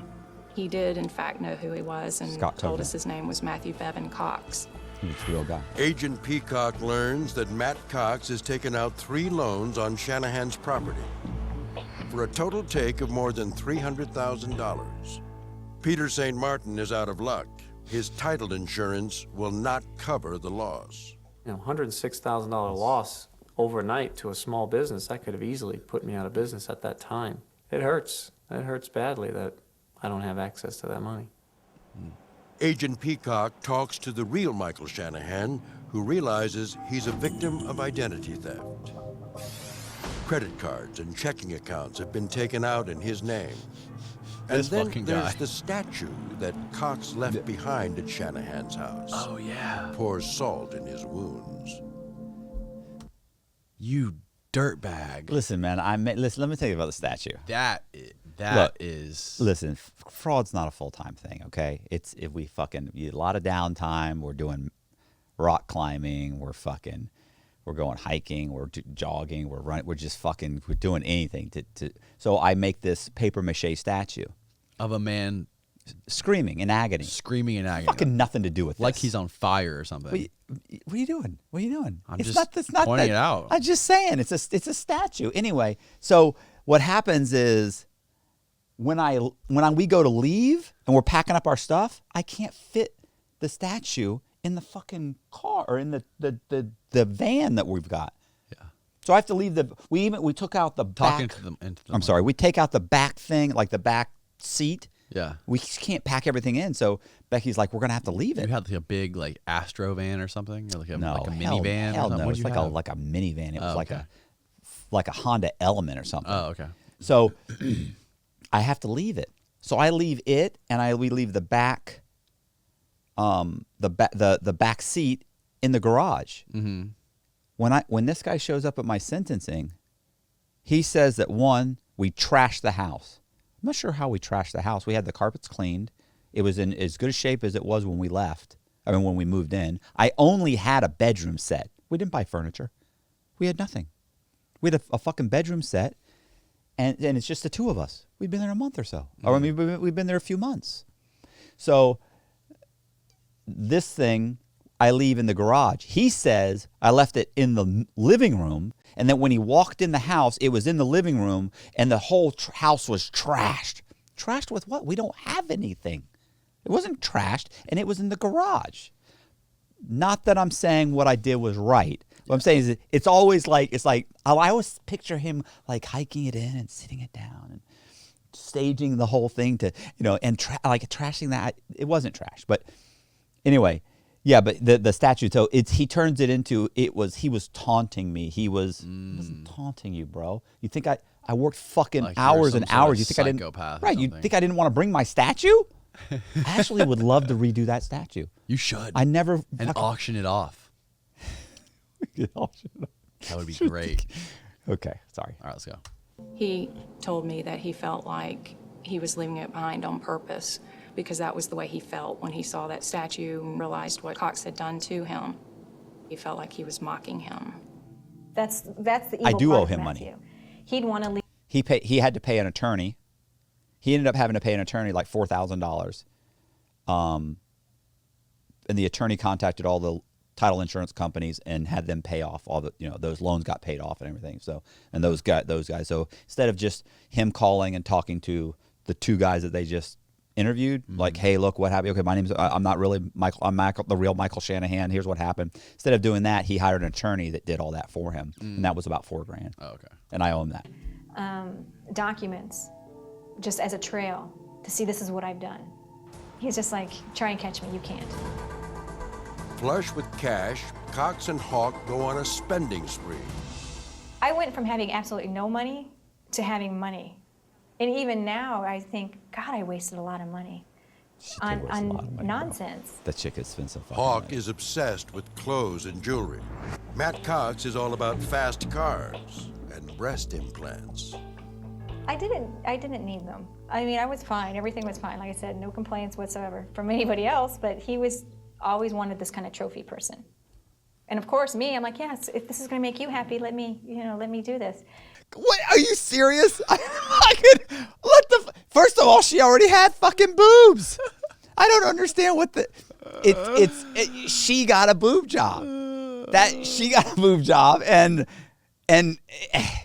she, look, you know what happened? Motherfucker. Listen. We ended up stealing a bunch of money. You know what? No, this is when she got it. That's true. We got a bunch of money, and so I was going to have 400 and change, right? Yeah, it was almost 400,000. Okay, roughly. They said 300,000, but it was like 400. Yeah. I said, look, I'm going to get this done. Yeah. I'm going to get fucking rhinoplasty. I'm going to get my fucking nose done. I'm going to get a fucking facelift. I'm gonna get a bunch of shit done just because it ain't good, bro. My fucking pictures everywhere. They got all kinds of shit happening. You're turning on now. We're going on the internet. And there's fucking my pictures everywhere now. Not that you're gonna find me because you don't know my name, but it's bad. So I was like, I'm gonna fucking change this and this and then she's like, I want a fucking boob job. I'm like, fuck yeah, if you want a boob job, get a boob job. I don't give a shit. I don't even want to be around this fucking broad. She's driving me nuts. So she's bipolar. She wouldn't take the medication. She gets on the medication a couple times. She gets the cops called on me multiple times because she's screaming at 2 o'clock in the morning. She's a fucking lunatic. So she said she would take the medication for like a month and it would start to work, and then she would get off it because she said, I felt like, well, I'm okay now. Mm-hmm. You're okay now because you're taking the medication. But she didn't like the way it made her feel, and it was the only thing keeping her sane. Got it. So this is the point where you go and spend a shitload of money getting your face all remodeled with plastic surgery, I get new the hair thing done, so that's why I don't have that receding hairline and the nose job because my nose was real round, and should have got fucking some leg implants or something. Some fucking. You said you tried to do I that, looked. right? I looked into it, but she would have had to have watched me for like 3 months. I can't have her watching me. You would have been immobilized. Fuck. Are you serious? You saw Misery, right? I mean, no, I can't have her watching me. She fucking come in with a baseball bat or something and beat my ass. Oh, absolutely not. I mean, you don't know. You look at her right now thinking, oh, she's cute. She's sweet. Fucking lunatic. So, yeah, did not ask her to get a boob job, but to be honest, they did do excellent work. Okay. It was a Swan Institute in it's called the Swan Institute in Atlanta, and they did excellent work. Good. I'm just saying in general. Nice and firm. Yeah, they were nice. They were even. And so I ended up going to the doctor and getting that done. Matt Cox treats his girlfriend's body as a canvas he can paint or twist to fit his fantasies. Fucker. He does the same with his fuck. own appearance. When we left, he got obsessed with the way he looked and how his physique was and stuff like that. I mean, he hardly ever ate. He had a nose job done, lipo done under here. He had it done on his side. So he had a lot of surgeries done. All of it, of course, is paid with money stolen from his victims. I don't know what would motivate someone to do that. Greed is the first thing that you think of. But there was more than greed. I think there was a big dose of ego involved in this crime for this particular individual. It was the rush. It was, the thrill of the chase. And he thought he could get away with it forever. But at that point, I really did. I thought, they'll never catch me. When American Greed returns, way off on see that. how the law catches up with Cox. I'm freaking out. And how Cox escapes. Heating up. What are you gonna call this? I don't know. What should we call it? I don't know. Got any ideas? Something American Greed. You got to do something with American Greed. The American Greed episode. Yeah, something. Narrated by yours truly, Matthew B. Cox. Secret Service Special Agent Andrea Peacock is on the tail of Matt Cox and Rebecca Hogg, two of the most wanted financial fugitives. But the Secret Service is never sure where they are or what names they're using. It was impossible to predict what identity he would use next. Cox has as many Jesus. as 50 aliases. Joseph they have Marion all of Carter them. Jr., Philip Daniel Morgan, Corbin Blair Thomas, Matthew Bevan Cox, That's not an alias. Gerald Scott Kugner, That's an alias. Walter Andrew Holcomb, Richard Paul Grahocki Jr., James Franklin Paig. Did they do In the Joseph summer of Carter? 2004, I had Joseph Carter. I had a bunch Cox of and Hawk pull into Columbia, South Carolina, where Bridget Brown and her husband are trying to sell their home. Well, this is a flyer that the realtor produced to show our home when we were trying to sell it. It shows a quintessential suburban neighborhood and little house on a pond. Try as they may, the home won't sell. It was a stressful time because I was traveling weekly to Augusta already with my son for his surgical treatments. Their son Colby is sick, and they need to move closer to care in What was Augusta, wrong with him? Georgia. I have no idea. The old house continues I to didn't know sit they had a sick unsold. son until The an Browns article came decide out to try a year something later. new. A friend of ours recommended that we offer owner financing. He said that would make the home competitive and also open it up to people that previously could not have afforded a conventional loan. Just 1 week after the Browns offer owner financing, the phone rings. That night it was Gary Sullivan, or the man we thought was Gary Sullivan, No, it that wasn't. came and viewed the home. No, it wasn't. Matt Cox has a new alias. Who was it? It was there. I never talked to her or the husband until the day of we went to closing. What happened was I had hired an attorney. I had hired I got a realtor. Yeah. We went to a bunch of different properties, and properties that people were willing to owner finance.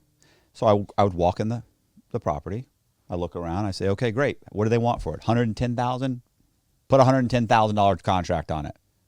And they go, okay. And I want them to owner finance it, 10% down. No problem. I leave. I put half a dozen contracts out. Okay. One of them, I got two houses. Got a house for $110,000, which I borrowed like $90,000 about 4 or 5 loans for around $95,000 on, like $500,000, like $400,000 on one house. Their house was going for $224,000, $225,000. So I go in, I walk in, I look at the house, I go, great. How much do they want? $225,000. Let's say $225,000. $225,000. I say, okay, great. Put a contract in. I'll put 10% down. They go, okay, no problem. But they got to owner finance it. No problem. So they call me back. Realtor calls back. Hey, well, how's this going to work? Well, I talked to the realtor for a little bit. Here, I'll do this. I'll do this. I'll do this. Put 10% down. He goes, okay, no problem. He calls back and says they'll do it. It's a little bit longer, dragged out. The phone call's a little bit longer, but whatever. Within a few hours, like that night, like after I see the house, like that night or the next night, they're ready to sign a contract. Okay. I've never talked to them. Okay. I don't know anything about any sick child. Nobody was there. She says, at one point, she says that, like, she was there when I walked in and Rebecca Hauk walked in. But I had a male realtor that walked in with me, and no one was in the home. Nobody was there. So maybe she's misremembering it. I don't know. Just like she said, I called her. I didn't call her. You had a realtor. You calling her a liar? I'm saying that's not what happened. I don't know what she's saying. I'm saying I talked to my realtor. My realtor talked to their realtor. Their realtor at some point contacted me. I never talked. First of all, if you have a realtor, you don't talk to the buyer. You talk. The realtors are talking. That's what you're paying them for. You're not talking to them. I never talked to her till the day of the closing. Mm. So then we have the day of the closing, and I walk in. This part I do remember because she said this a few times. I walk in. We all meet. Hi, how are you? One of the things they had wanted me to do was to write out like 18 months worth of checks or something, or like a year's worth of checks, so they could just deposit them. And I had suggested that. So I write all the checks out, January, February, March, whatever, here. And she says, and as we're talking, I remember her saying, she was joking around about, we said something. And then when I was talking to her, I had Invisalign in. The braces. Yeah. I said, I'm sorry, I have these braces in, and I like popped them out. And she goes, oh, you got it? Were your teeth messed up? I go, oh, they're a little bit tweaked. I was trying to fix them up. I said, I made a crack. I said, listen, when you're 5'6", I said, everything's got to be perfect. I said, the hair, the face, the teeth, the wardrobe, the bank account, everything. She starts laughing. And I remember her husband was like, he's like 6 foot tall. I go, who was a doctor, Dr. Brown. I go, Dr. Brown wouldn't know anything about that. And she looks at him and laughs. And so I write the checks, and she says something about when we give out the document, like we give out our driver's license, she says something about, oh yeah, something. Yeah, I had my identity stolen one time. And I like looked at her like what'd you say? Like, fuck. And I was like, oh, okay, really? And she's like, yeah. And I'm sitting there, but I remember thinking just that the idea that she had said it. Yeah. And she says, in one of these interviews somewhere, maybe not this one, but one of them, she says, he looked at me with this shocked look on his face, like when I mentioned that my identity had been stolen, something like that.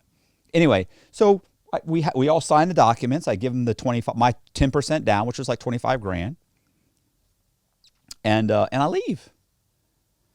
I make a few payments. I satisfy the loan. I borrow like $1 million or so on their house. I pull out the money. I get caught in the bank. The whole thing. A year and a half, about a year later, Fortune magazine comes out, and it says that I stalked them because I knew that they had a sick child and they were desperate to sell the house. I didn't know you were desperate. I didn't know you had a sick child. I didn't know you. I was driven around by a realtor. I put a contract on the house. I borrowed the money. What I did was wrong. I absolutely went to prison for that. I am sorry for that. I owe them. She's going to say that I like stole $200,000 from them or something. No, I didn't. You had a mortgage on the house for $201,000 is what you owed. Sold the house for $225,000. I put down $25,000. You owner financed $200,000. You had what's called a wraparound mortgage. I make payments to them. They make payments to their lender. You didn't have any equity. You were getting money to pay I owe you $200,000 in equity that you don't possess because the equity is actually held by the lender. Right. So I'm paying you. You're paying the lender. You don't have any equity. You owe $200,000. Now I owe you. Once you bounce, they can just go back to paying their own mortgage. Right. So, well, they could foreclose. They can still foreclose on you. They can foreclose on me. Take that. They did They foreclosed, took the house back, and resold the house. Oh shit. Okay. But I do owe them about $10,000 because they hired an attorney because I encumbrances their title. So I absolutely owe them the $10,000, and they're on my restitution payment for $10,000. That's what I owe them. Okay. But here she says, "Oh, he took." I think she says I stole $200,000 from her or something. But you didn't have $200,000 in equity. It's just one of those things that's tweaked. Not that what I did wasn't wrong. Yeah. It's just one of those things that they just a little bit here, just enough to make you like I've said before. It's like me arguing the point is like saying, I didn't murder 10 people. I only murdered 7. Yeah. It's okay. Well, I'm still a scumbag. I'm not saying nobody's saying I'm not a scumbag. I'm just saying I didn't murder 10 people. Right. I murdered 7. Which is why we're doing this. My bad. Gary Sullivan is actually a homeless person Cox met on a trip to Las Vegas. That's true. Gary Sullivan was, a $20 male prostitute. I hopped out and told him I was doing a survey for the Salvation Army. Paid $20. Could he answer 17? If you want the long version of this story, go watch the first podcast. Yeah, that we did with Matt. You ought to put the You ought to put the little things like when they're watching. Watch it. You should do that throughout the whole thing. Like watch the whole story. Yeah. Obviously, people, if you haven't already watched the first podcast with Matt, that is the zinger. That's the one that has like 1.5 million views. Yeah. I forget what it's called. It was like number 50 podcast. No, it's 50? Like 40 something. Was it really? Yeah, it's 43 or something. Let me look it up. And the thing is, and look, hey, here's the thing too. And that podcast is maybe 50% of the story. I mean, the whole story. I write the whole fucking story. So you really know how I did this, what I did, the whole thing. Oh, it's number 40. Number 40? Podcast number 40 was the first one we did. That's where you told all of the story about going to Las Vegas. What the fuck? We're on like 56 now. Are you? You're buying me dinner. You gotta buy me. What are you talking about? Coronavirus going on around here. I'm not getting fucking COVID. Did you know that they canceled fucking the James Bond movie tomorrow? No. James Bond. They're canceling movies at the movie theater? Fuck. It's ridiculous. You know how long I've waited to see this fucking movie? Oh my I love James Bond.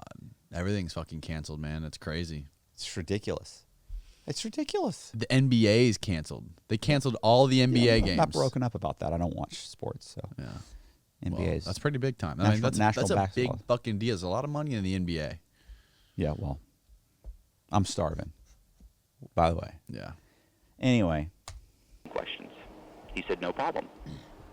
This is a scam Cox does again and again. He would take this form that he created, that he titled a Federal Statistical Survey, tried to make it look from official form number. In the small print, it has U.S. government printer office, and he'd ask for full name of birth, their mother's maiden name, father's name, Social Security, had they ever been arrested, any kind of information that could affect him using that identity. When I was being interviewed by her and the U.S. attorney, they asked me where I got the form, and I went, "What do you mean?" They go, "Well, this is a government form. Where'd you get it?" And I went, "Did you download it?" And I went, "No, it's not a government form." They go, "It says it's a government form right here." Like they're like angry. Every time I ever said anything that was true that they disagreed with, they get angry. What? Says it right here. I was like, no, that's not. I made the form. Yeah. I got the fucking look. I got the logo here. I got and they were always like, I was. I was so shocked. I was just like, but by the time you're done with the interview, you realize you just don't know anything. Yeah. I really thought I was going to walk in and they had it all laid out and they knew everything, but they really don't. They know bits and pieces. So, but yeah, the form was completely fabricated. Yeah. He gives the con man everything he needs to create a new identity. I ordered his Social Security card. I ordered everything. With his identity secured as Gary Sullivan, Cox learns about the Browns' home and moves in for the kill. He was very unassuming, very demure, kind of quiet. The con man cracks jokes at his own expense. He talks about the braces he just had put on his teeth. And he said, when you're as short as I am, you don't have much to go with, so everything has to be perfect. The con man is so good, Bridget Brown feels sorry for him. And we knew from what we were told that he had a bad credit history. So I was concerned that, he may be going into that situation again. Yet I wasn't thinking that this was a criminal mastermind that was really playing us. I just thought this is a young man who's very insecure and trying hard here. Even now I get upset for the fact that these people have worked all their lives, and we come in and just, and they want to believe you. Everybody wants to believe someone. They don't want them to think that, you're going to cheat them out of their, their life savings or whatever. And that's what we did. It's not what happened. The Browns think they've closed the book on their housing crisis. They're wrong. A lender referred him to me for a closing. Mary Nell Degenhardt is a real estate attorney in Columbia, South Carolina. A few days after representing Gary Sullivan at another closing, she talks to an abstractor, someone who researches a property's title. She said, your mortgage is recorded in first position, but there's 4 or 5 right behind you within 2 days on the same property. I knew then what he had done. He had refinanced with several different attorneys. And there's a lag time at the county, so you would have never seen the mortgage until they hit all at once. It's too late. The mortgage checks have cleared. How many people in the guys in the comment section, let's say that's not possible. You can't do that. The banks that. Well, that's a title. That's a title person right there. Just told you that. That's very possible. And Matt Cox has taken $1.2 million on a $200,000 house. $1.2 million? 2 houses. Their house and another house. Their house, I didn't get 1.2. I got like 400. I got like 900,000 or something on theirs, and I got like 400,000 on another because the total was like 1.3 million. Right. But it was 2 different houses. Oh, okay. I mean, it's just one of those things. They decided they must have said, "Oh, look, we'll fucking add it together. Let's stretch that. We'll just add it together. We'll stretch that truth. Too complicated. A little bit. Fuck it. Let's just keep. Which is fine. It's still more entertaining. That's fine. The banks in town. Immediately, I believe Wachovia was the one that put a fraud alert out through the system. Yeah, it was bad, bro. On March 4th, 2005, Gary Sullivan strolls into a Wachovia bank in Columbia, South Carolina to withdraw money. The bank teller sees that a fraud alert has been issued on this name. I thought you had plastic surgery done at this point, no? No, I hadn't done the hair yet. But you had the nose job done? No? Oh. No, I hadn't had it done yet. Oh, okay. I thought you did. In minutes, deputy sheriffs arrive and ask Gary Sullivan to come downtown. Yeah, I think I had the nose done. I'm freaking out. So then I go and the investigator shows up and he's arguing with the guy from Wachovia, and we're arguing back and forth. Yeah, I had it done by then. I convinced him except that for the there's hair. nothing illegal about taking out multiple loans on the same house. Up next. I remember this story from podcast number 40. Yeah. From podcast number 40. Also in the book. Also in the book. You got to buy the book. Can Matt Cox talk his way out this time? For more information and web exclusives on the crimes of Matt Cox, go to AmericanGreed.cnbc.com. Axe that. Go to InsideTrueCrime.com. Yeah, fuck that. Fuckers.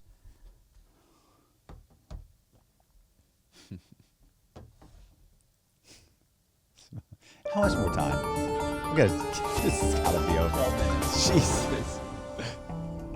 Matt Cox, the financial fugitive, is stopped at a bank in Columbia, South Carolina. He was at the teller, and the cops came in and handcuffed him and said, "Come with me." And he was like, "Oh, crap." I'm freaking out. Cox goes downtown to the sheriff's department. They let him drive his car, and that's when he called me. He goes, this is bad. He's like, "They're here. They picked me up." At this point, they don't know he's Matthew Cox. They think he's Gary Sullivan, the homeless person. Cox steals the identity of a street person and takes out This is where she says, "I'm not bailing you out. Fuck you." And you said, "Well, I say fuck you," but yeah, she's like, I better not get arrested. Like, fuck. $1.2 million worth of loans on a house worth about $200,000. At the bank, Cox is trying to withdraw some of his fraudulent proceeds. So they took him into a room, and he talked his way out of it. He told the guy, I have a second and third on my home. That's illegal." I convinced him that there's nothing illegal about taking out multiple loans on the same house. When the Richland County Sheriff's Department runs a criminal history for Gary Sullivan, they see no warrants for his arrest. The local police at this point usually wouldn't make an immediate arrest unless someone was wanted. And of course, they ran the identity that Cox was using, but that person was not wanted.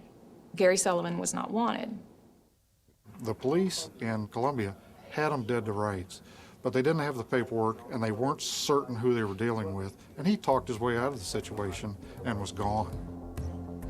In Columbia, Bridget Brown gets I need that fucker on a podcast to give his side of the story. Call from the Secret Service. She and her husband go back to their home. I've talked to him a few times. Gary Sullivan, of course, is long gone. On the kitchen countertop was a fax machine. On it was just tons of spilling out of mortgage applications for home equity loans. These were just some examples of the infamous loan applications that we found in our house. That's actually a closing where statement. he had forged our names and said that he had paid us off and wanted to take the money and run, in essence. The Browns now have 7 mortgages on their home. It will take them more than a year to clear the title. Holy fuck. Cox and Hawk take their $1.2 million and flee to Houston. But life as Bonnie and Clyde is losing its appeal. We used to fight all the time. We used to scream and yell at each other all the time. It was like hell being with her. I mean, after we left, she blamed everything on me. What have I done? Why have I left? Why did I... Look how dramatic these camera angles are. Can you appreciate this B-roll? They went out of their way to go to a motel room, fuck it all up, and then shoot these insane camera angles. And we didn't live in a hotel. You realize I was in Houston for less than 24 hours. She had moved there first. She rented a place in a post apartments, like fucking way up on like the 20th floor or something. I mean, had an amazing apartment. Penthouse. In not a penthouse, but whatever. It was up there. In Houston. I went there right after I got caught.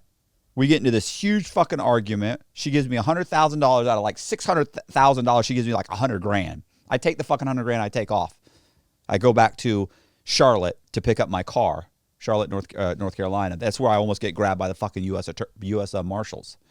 Remember I told you this at the Starbucks? Yeah. But yeah, so I was there for. They made it sound like we hung out there, so I didn't hang out there. And on top of that, all this B-roll is bullshit.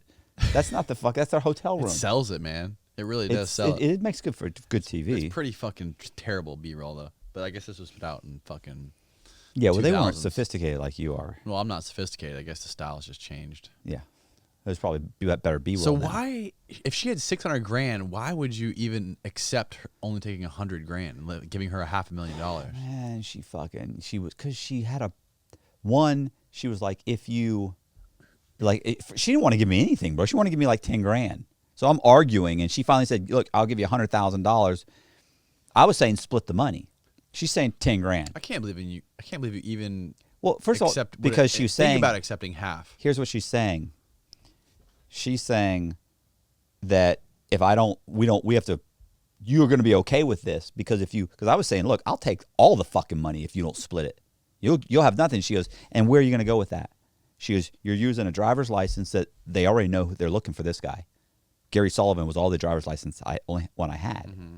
They're like, I had a Michael Eckert one too. So they know who Michael Eckert is by now too. They're like, you're driving a Ryder truck in the name of a guy that they're going to be looking for, because if you take all the money, I'll call the police and they'll be looking for that Ryder truck in his name. Bitch.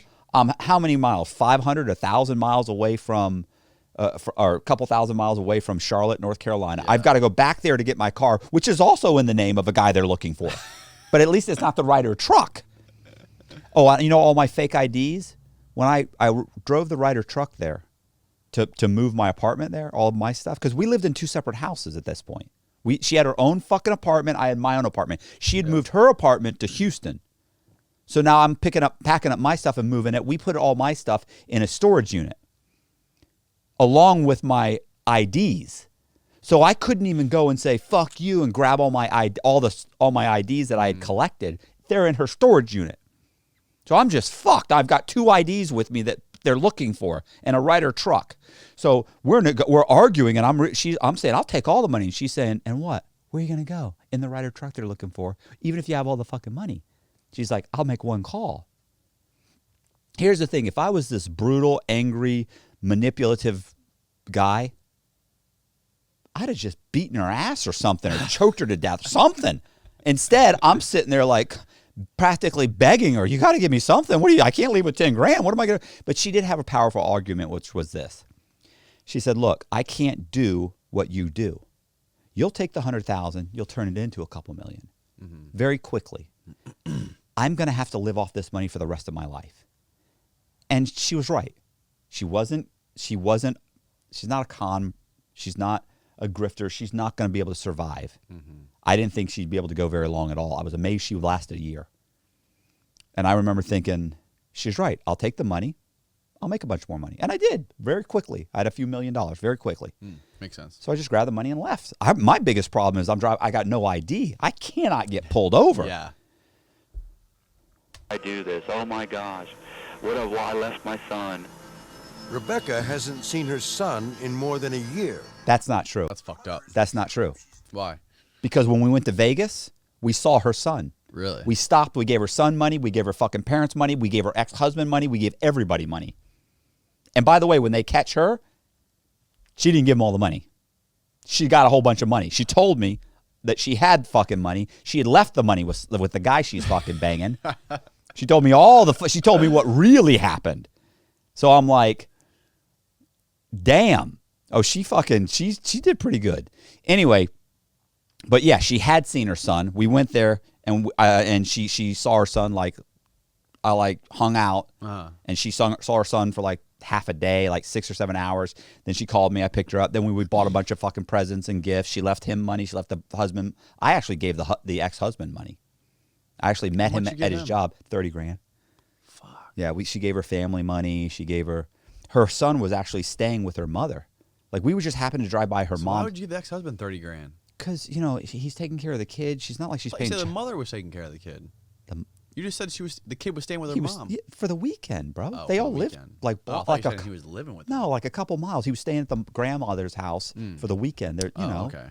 Well, so we happened to. She's like, oh, let's drive by my mom's house. And as we're driving by the mother's house, she's like, she's like, oh my God, there's Bryce. He's playing in the front yard. And I was like, fuck, you wanted to see him. I go, do you want to stop here? Because we were going to go by the husband's house to see him. Because I'd already dropped off money at the husband's. So I was like, and I told the husband, he gave me his phone number and everything, and we were gonna set up a time.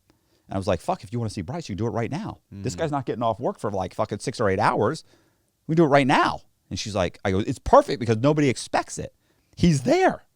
So I pull over, I let her out. She walks in, she calls me and says, I'm good.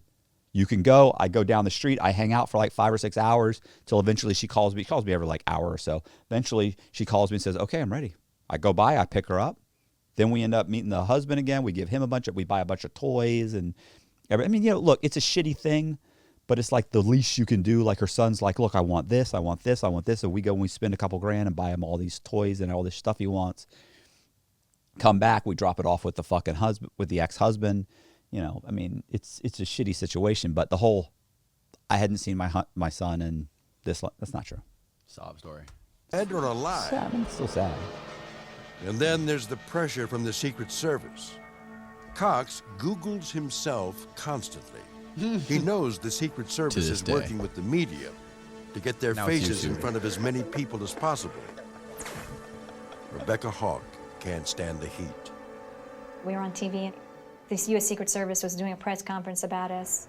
They had done our pictures, warrant pictures, and I just freaked out. I'm like, no, we got to leave. We have to leave. We're too close. They're going to find us. We got to go. She was definitely going to get us caught. That's what I was thinking. She was having a meltdown. She really was melting down. She was coming apart. One morning in March of 2005, Rebecca takes a shower.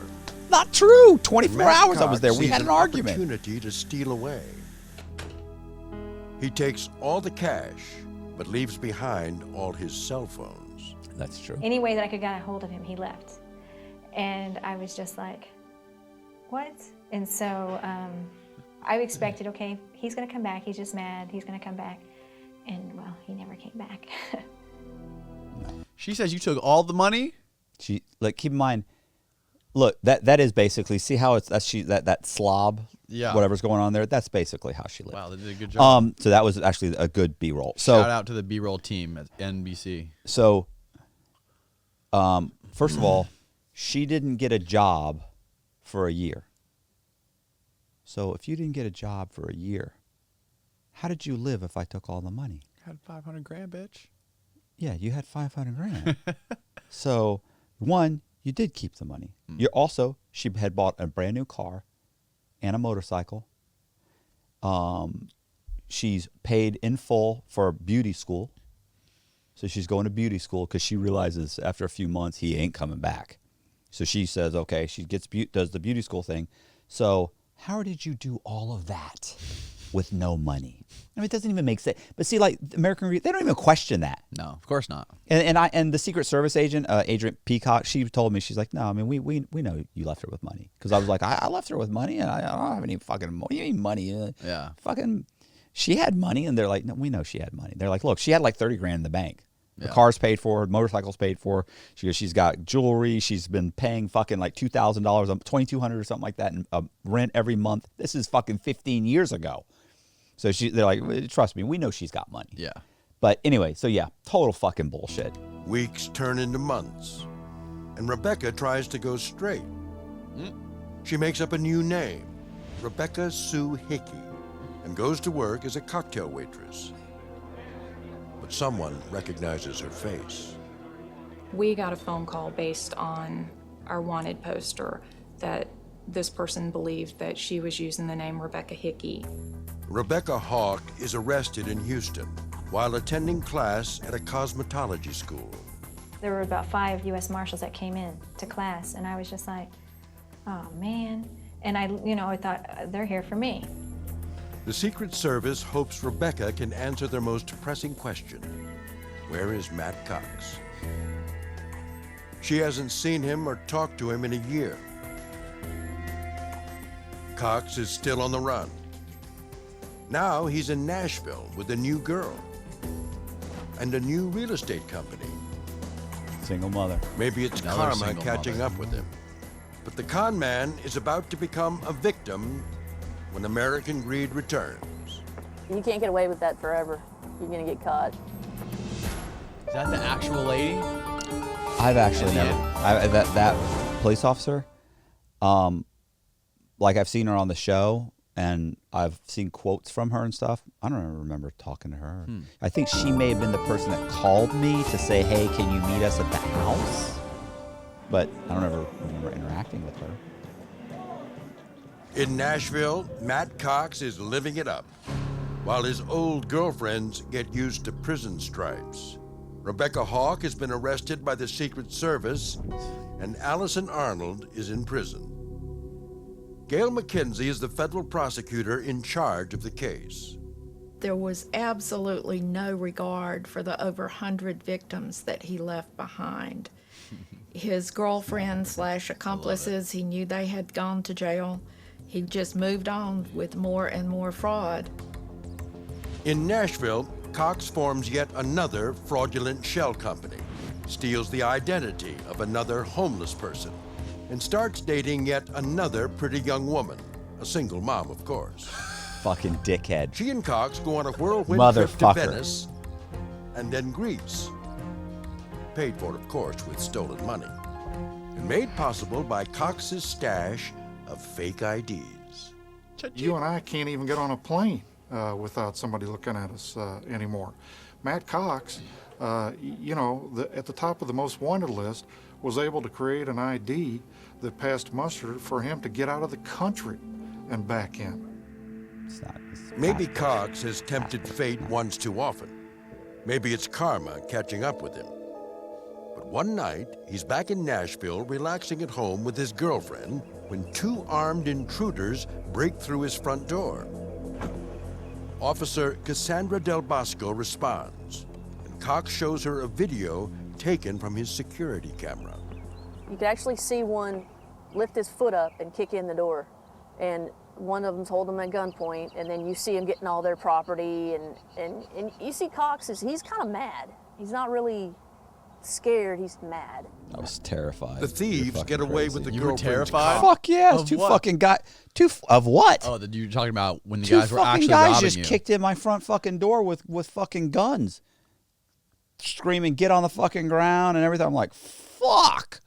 All I could think about was, what the fuck do you guys want? How do I get rid of these motherfuckers? I thought they were gonna fucking, I actually didn't. I think she said you were mad when you were kind of explaining it to them or showing them the footage of what happened. You were No, mad I'm after sure- the point. I think I was mad during the foot. I probably looked mad. Yeah. But I was scared. Oh, okay. I'm what the fuck, but I just look mad. I'm sure. But trust me, fucking pure terror. Car, jewelry, and $6,000 in cash. Cox files a police report under his alias. Actually like Joseph Carter, and we did run his DL. It was a valid Tennessee driver's license with his picture on it. We had no reason to believe it wasn't him. That's not the idea. Around the same time, the Secret Service gets a tip from a woman in Nashville. She's seen the most wanted poster.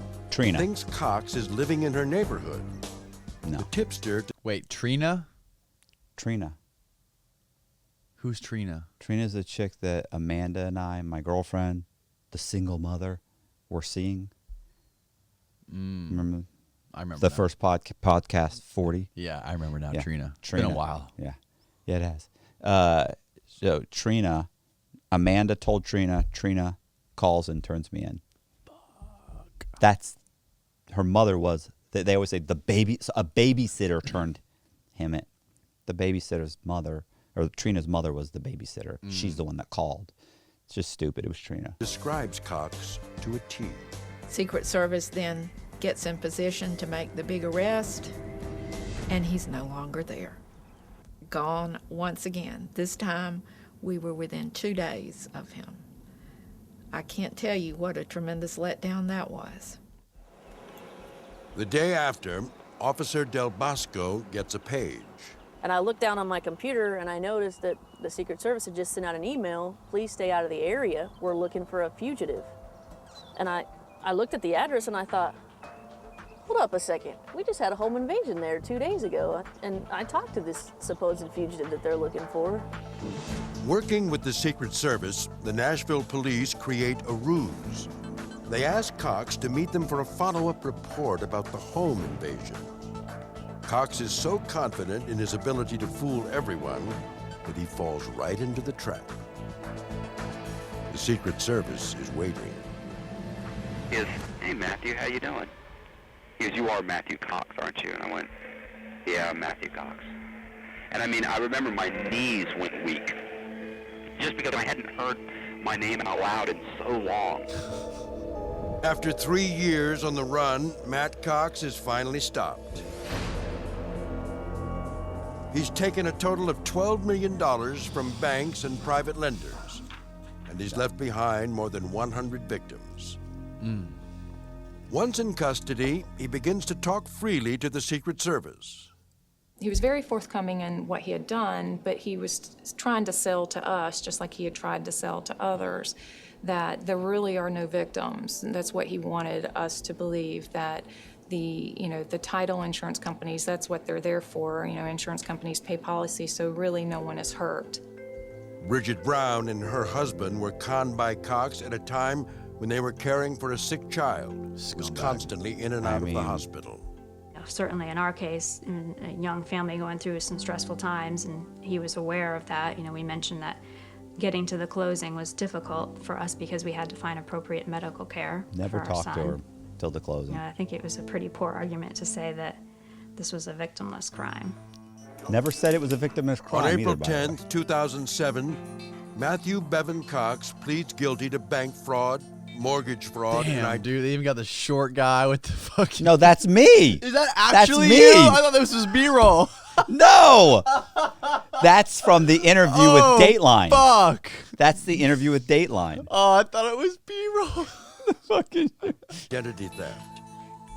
He is later sentenced to 26 years in federal I gotta watch that again. in identity theft. He is later sentenced to 26 years in federal prison. This fellow got what he deserved. He got a very stiff sentence in federal prison, and because there's no parole in the federal system anymore, he is going to spend a couple of decades plus. You're fucking wrong in about federal that, custody. bro. I wouldn't fucking 26 fucking years for some fucking money. I mean, look, no offense. I'm not saying I shouldn't have done some time, but 26 fucking years? Are you fucking crazy? That's insane. That's an insane amount of fucking time. Yeah, it depends on who you ask, I guess. Well, I mean, clearly. To people who might otherwise be inclined to commit this type of crime. Rebecca Hawk is sentenced to 6 years in prison, but she will be eligible for release in 2009. She got her Matt sentence cut, Cox's though. story has one more mystery. $5 million of his loot is still missing, leaving the feds wondering, where's the money? Where's the money, Matt? $6 million. Where's it buried? Yeah, it's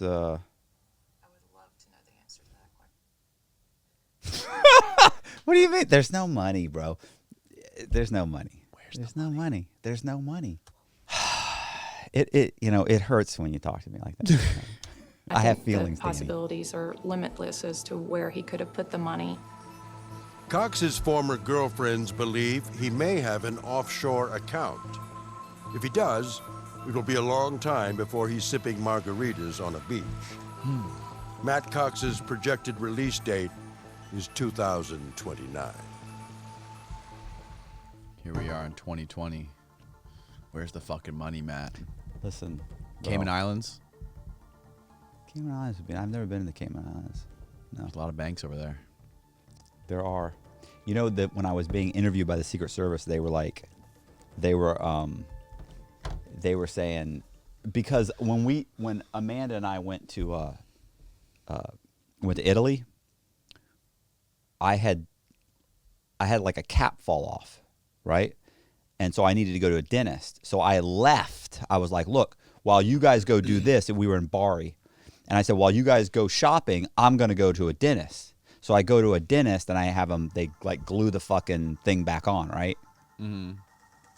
So when I get picked up, the Secret Service is like, listen, I'm like, oh, what are you talking about? There's no money there. She was like, you had multiple passports. You were in Bari. And Amanda told us that you left for like 4 or 5 hours. You could have easily opened up multiple bank accounts and put the money away in cashier's checks or whatever. And I was like, first of all, there would be bank accounts that were being opened by Americans. The U.S. would be notified that you had a bank account in another country. Mm-hmm. So, I was like, and then they were like, well, you could, for all we know, you've got IDs in other people's names outside of the country. So for all I'm like, listen, stop. If you were smart, you would have. Yeah, if I was smart, but I'm not that smart. Everybody thinks I'm so sharp. I'm not. You're doing a good job convincing me. Oh, good times. Okay, this was good. This was great. Thank you for doing this. And thank you. I'm sure I'm speaking for millions of people on YouTube too. I'm sure they're all extremely entertained by this episode. They've been looking for it for a long time. Yeah, I don't know. What about the Dateline one? Ooh, we should do that one next. Yeah, but you got to get I've never even seen the Dateline one. You know what? Listen, it's twice as bad as this one. Is it really? It's fucking Is horrible. that one on YouTube? Because they actually interview me. Oh shit. Let's see. Is it on? We'll find YouTube? it. We'll do it. Oh no, it's not. It's not. Oh no, it's nowhere. I've looked and looked. Everybody's. Listen, I got an army of guys in the comment section who have scoured the internet. They would, if you could find it, they'd have found it. Yeah. But to get this, to get American Greed, I had to, because it was on Hulu initially when I first got out. Then they took like the whole season down, and so I had to contact. Is it NBC? I have no clue. I had to contact the producers of whatever. So you have it? What? No, for American Greed. I No, give it you to have the Dateline episode saved? No. Oh, no. I'm saying I had to contact them. They wanted me to give them like $1,100, $1,200 or something first. Right. Then they came back and I was like, no, you don't understand. I'm the guy. They're like, to license it to you, it's this much plus every time. I was like, license it, bro. I said, I'm the guy in the episode. So then they come back and they, okay, well, we'll sell you one for $400 or $300 something. I was like, what are you talking about? Just like you. Well, then I explained that, listen, you've already given me a copy before. I have a copy. They had given me one and my mother had it and she's lost it, and I did this whole fucking thing that you gave me one. I had a courtesy copy. My mother moved. She lost the copy. I just asking you to replace it. I already have it. You've already given it to me for free. So then they came back and they said, okay, here's what we'll do. We'll post it and we'll give you the download. So they downloaded and gave it to me. And that was it. But so somebody needs to do that for Dateline, because there's actually 2 Datelines. One where I'm not interviewed. They just interview Becky. You can imagine how that one comes off. Then there's a second one where they interview me. Still horrible. Where this guy, the same guy that did this, same narrator. Same dude, huh? Same dude. Because it's called Curtis Productions. They did both of them. So, yeah, man, it was horrible too. Anyways, this was good. Thanks, Matt. Yeah. All right. Well, wait. We got to plug the book. Plug the book one more time. Listen, bro, buy the fucking book. It's a pretty good book. Okay. And the YouTube channel. I got a YouTube channel. Yeah. What's your YouTube channel? It's called Inside True Crime, and it's got about 7 or 8 of my stories plus some supplementary material on there, and audio books, some of the stories I've written. And then also I have a website, InsideTrueCrime.com, and Patreon. I got Patreon.